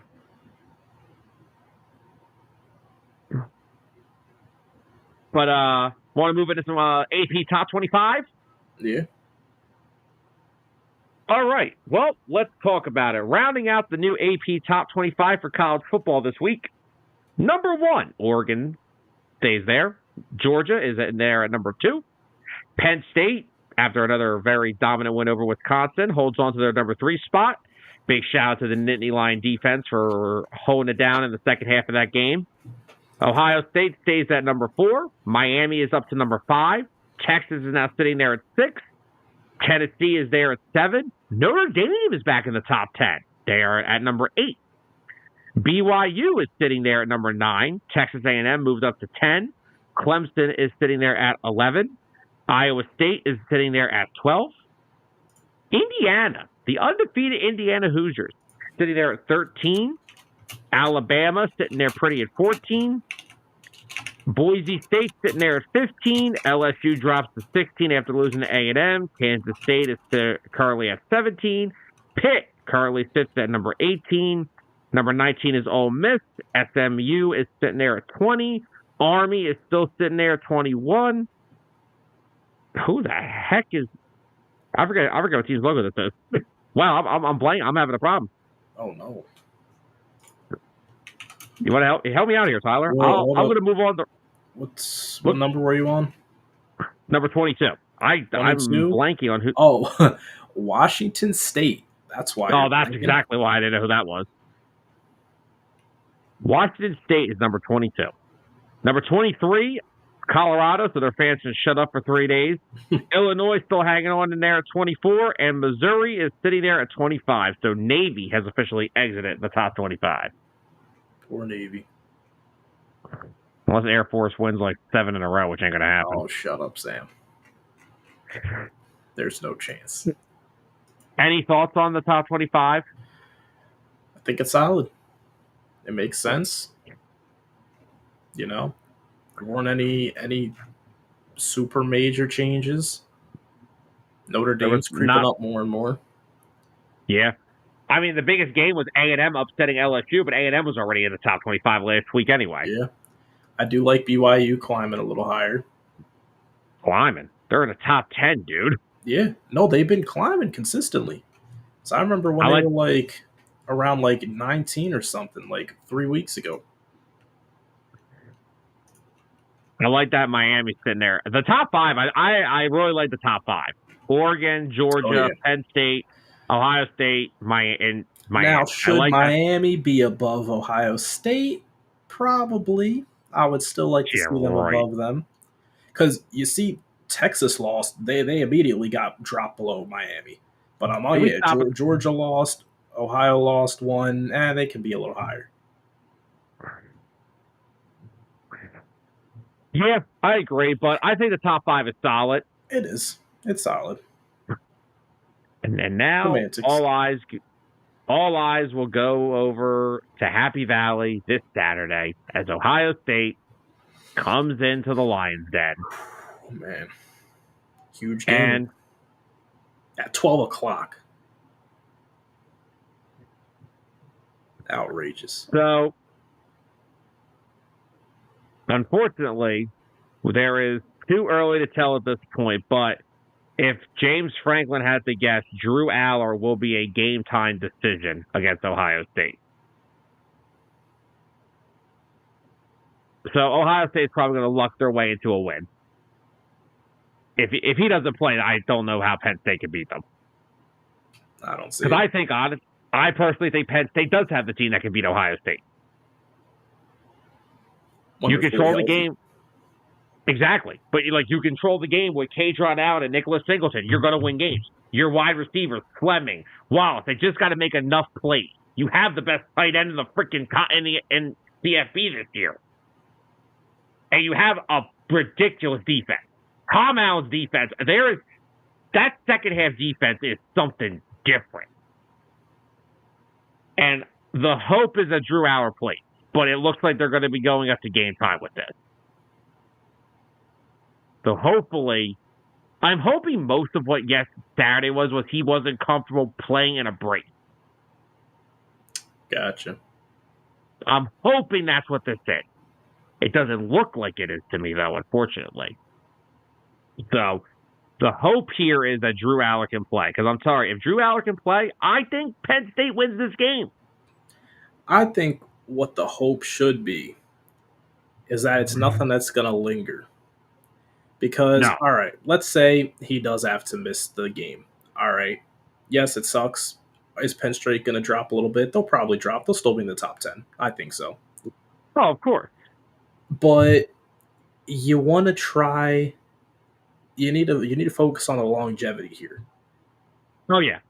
Because you're getting close to the end of the season. You need to be, top 8 teams make the playoffs now? And expand or the 10. Is it 10? I don't know. Is it 8 or 10? I think it's at least 10.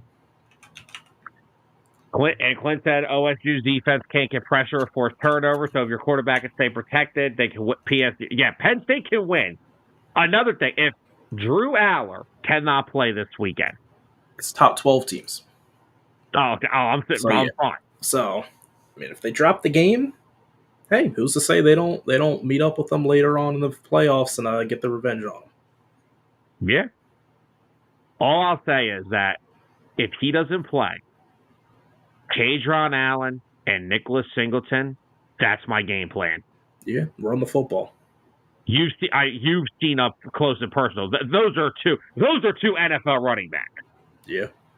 Like, they are special kids. Like, they're really good players. And Tyler Warren's another one. But the backup for Penn State, I'm not going to try to pronounce it. His first name is Bo. I'm not saying his last name because I'm going to butcher it. But Bo played well. He did. I know. He did. He played well in the second half. And they actually dominated Wisconsin after Aller. They were only tied at 10 going into the second half. They outscored 21 to 7 or 21 to 3 in the second half. Now look, last year Penn State's defense had Manny Diaz as their D6. That defense was ridiculous. But what Tom Allen does in the second half of games this year is ridiculous. Yeah. Yeah, Clint, you're right, because Ohio State's running backs are really good. Like, this is going to be the battle of who can stop the run first. And I hope it ain't freaking Ohio State. Because I hate Ohio State. The only thing that Adam and I agree on is we hate Ohio State. But I'm okay with this top 25. I'm glad Colorado got in, so everyone will shut up about it now. Shedeur still isn't better than Cam Ward, but I'll die on that hill. Yeah, he's not. There's no hill to die on. It's the truth.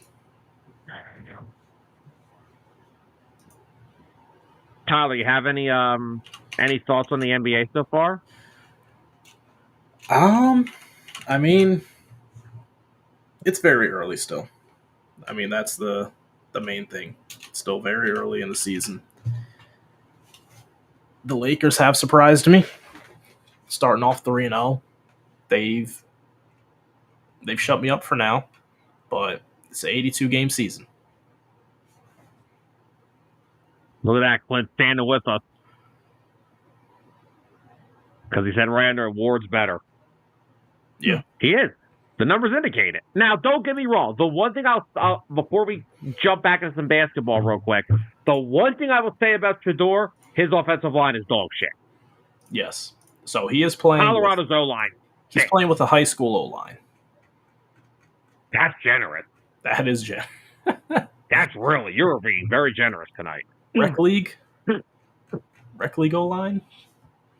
A Rec League O-line. Oh, my God.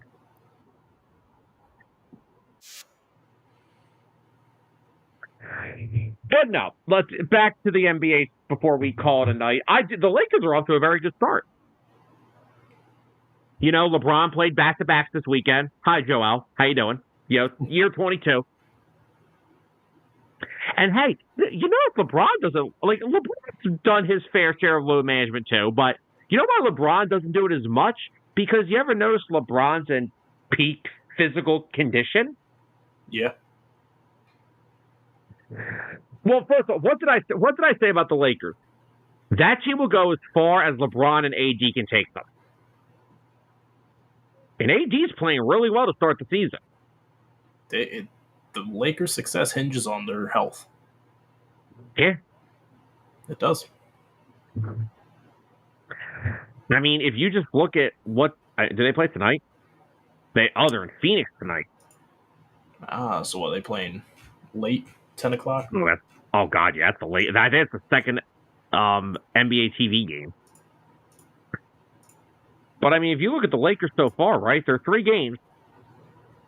They're scoring 110, 120, 130. That's a lot of points. Like, just go back to this one real quick.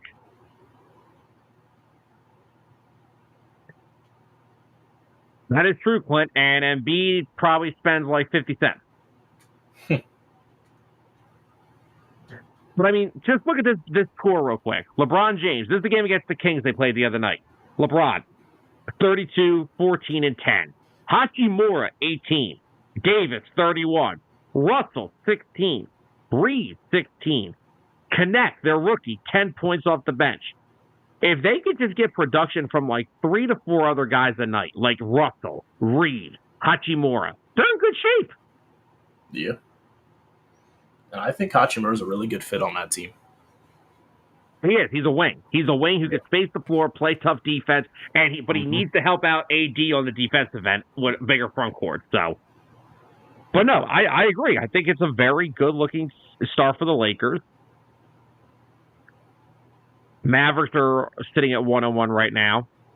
Klay Thompson did have another solid game, though. He shot 5 of 12 from 3. I said in the YouTube shirt I did about the Mavericks the other day, look, their success will hinge on Klay Thompson. Not because Kyrie and Luka aren't great, but go back to the finals last year, right? If you look at the finals last year, what cost the Mavericks that series with Boston? Kyrie and Luka could be collapsed on. You collapse the defense because nobody on the perimeter scared you. Yep. Even on a bad shooting night, you at least have to respect Klay Thompson.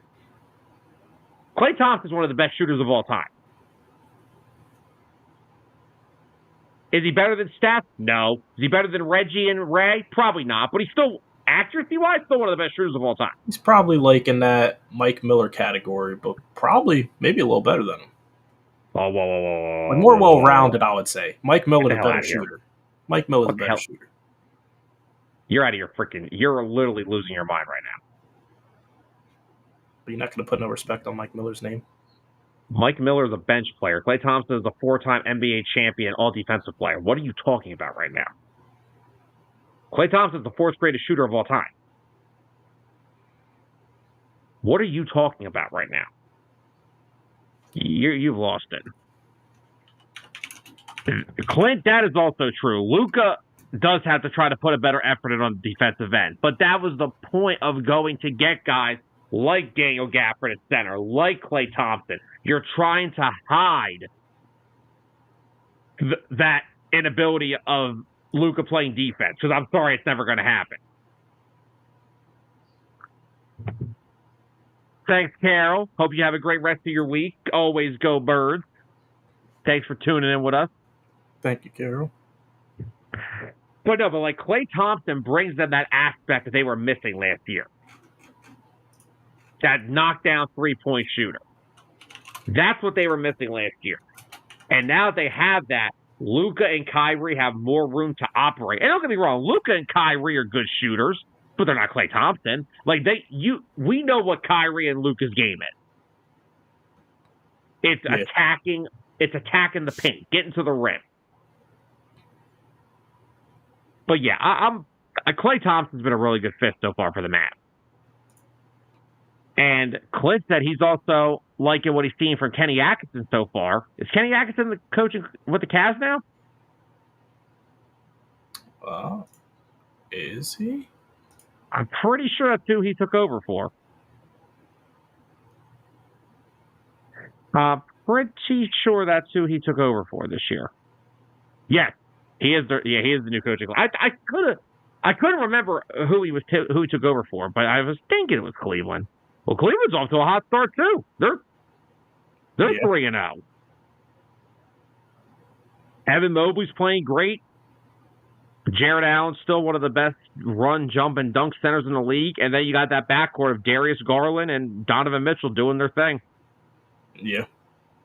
And this is a Cavs team that's still missing their best wing in Max Strus. If they get Strus back healthy, which could be in a few weeks, they're really good. They just need their bench to step up. LeVert, Niang, guys like that. They got to come off the bench to play solid there. But if they get Strus back, that makes you better, makes you deeper. Oh, yeah, Clint, that's how you got to win. You can't win with ISO ball. Like, Donovan Mitchell's good, but you got to have some ball movement there. Yeah, Clint, I have to. Ty Jerome has been playing pretty well off their bench. That's what I'm saying. When you get Max Strus back, you put him in the starting lineup, it moves everybody down, and it just fills. It's almost like the Amari Cooper effect, I say. And it just puts everybody in a place. I'll say one thing, man. Short-handed Clippers, they're not playing too bad. Yeah. Still not picking them to do anything, but Celtics, they're the Celtics. They're just dominating the league as always. How about Oklahoma City? And Chet Holmgren, for that matter. 23 points per game, 13 rebounds per game, 1.3 steals per game, and 4 block shots per game. Wow. Are you sure you needed Isaiah Hartenstein? Are you sure you needed that man?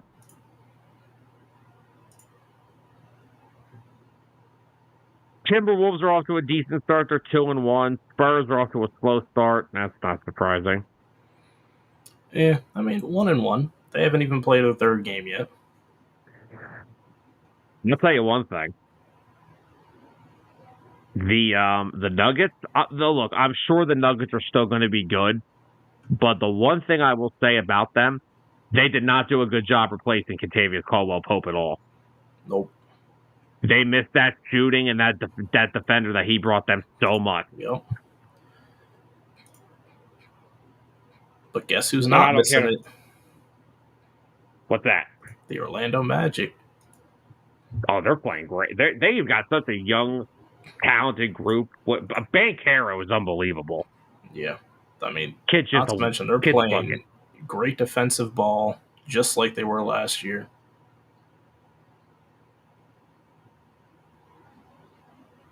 What's their record, the Magic? I haven't even looked. They're 2-1. They're sitting at number 3 right now.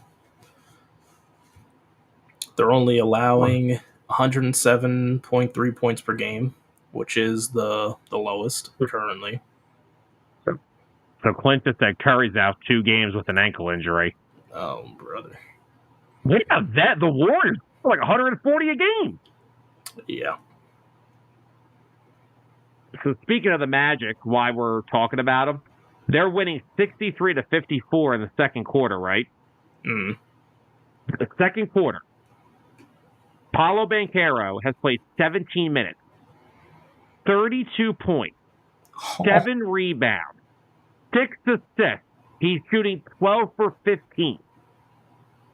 It's the second damn quarter. Wow. That's some special stuff right there.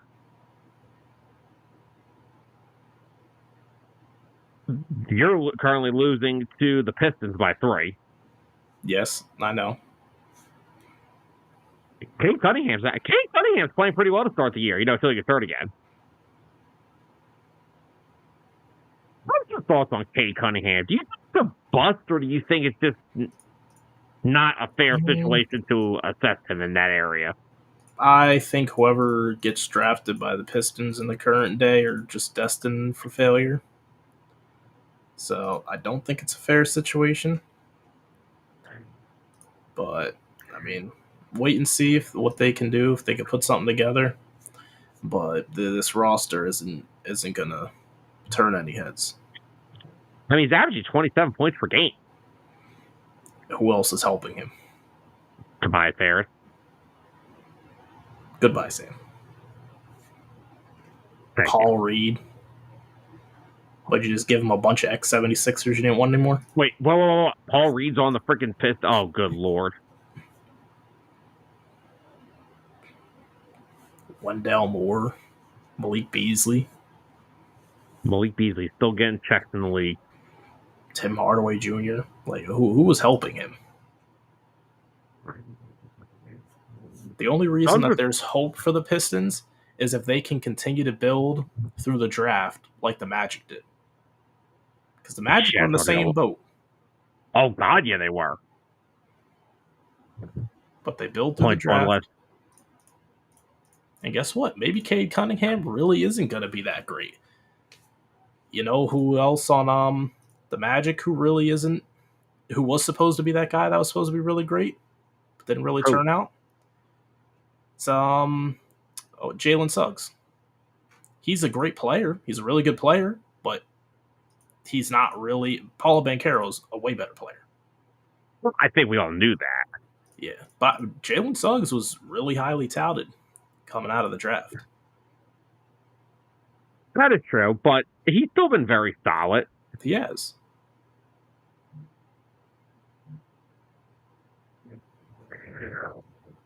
Banchero, 37 now for Paolo Banchero. Wow. Do we get a 60 burger tonight? I mean, if he keeps this up, yeah. And I mean, the Pacers are still in it. It's only a 9-point game, so the 11-point game. He also got 6 assists. And 7 rebounds, and he's shooting 13 of 16.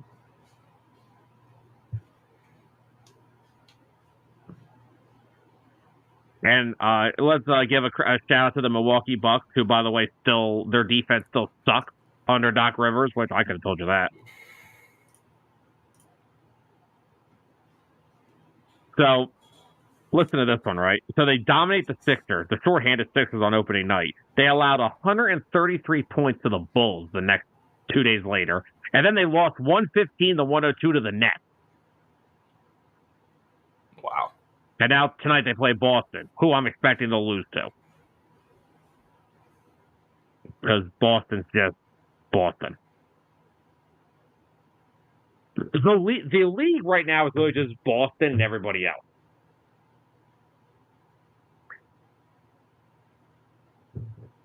But, Mr. Adams, do you have anything else you want to speak about tonight before we bid adieu to our fans? That's about all I got. It's a fun show. Talk a lot of stuff. Oh, yeah. Whole bunch of football, whole bunch of everything. Whole bunch of basketball towards the end here, and a whole bunch of Joel Embiid ranting. Oh, yeah. But hey, season's still young. Didn't even get to the point that the Chiefs traded for D-Hop. No, they traded for D-Hop and they traded for Ushi. Gosh, Ushi, yeah. Two good moves. Chiefs made two really good little trades there, and that's what championship teams do. They don't trade for the big piece. They trade for the small piece that you put around everything. Oh, my gosh. This second unit of Miami Heat cannot defend. Who is your second unit before we log off? Let the people hear it. Freaking Duncan Robinson for starters. Never mind. Jaime Jaquez, Thomas Bryant. Just, not bueno. No bueno. No bueno. And look, it's another missed 3-pointer from Duncan Robinson. I'm sick of him. I'm sick and tired of seeing him. I can't wait for Josh Richardson to get healthy. Take this man off the team. Get this man off the floor. Oh, my God. Oh, they got a rebound. Wow, it's a miracle. Can't believe it. Oh, Duncan Robinson thought he could do a Euro step into the hole and he gets blocked. I'm turning the game off.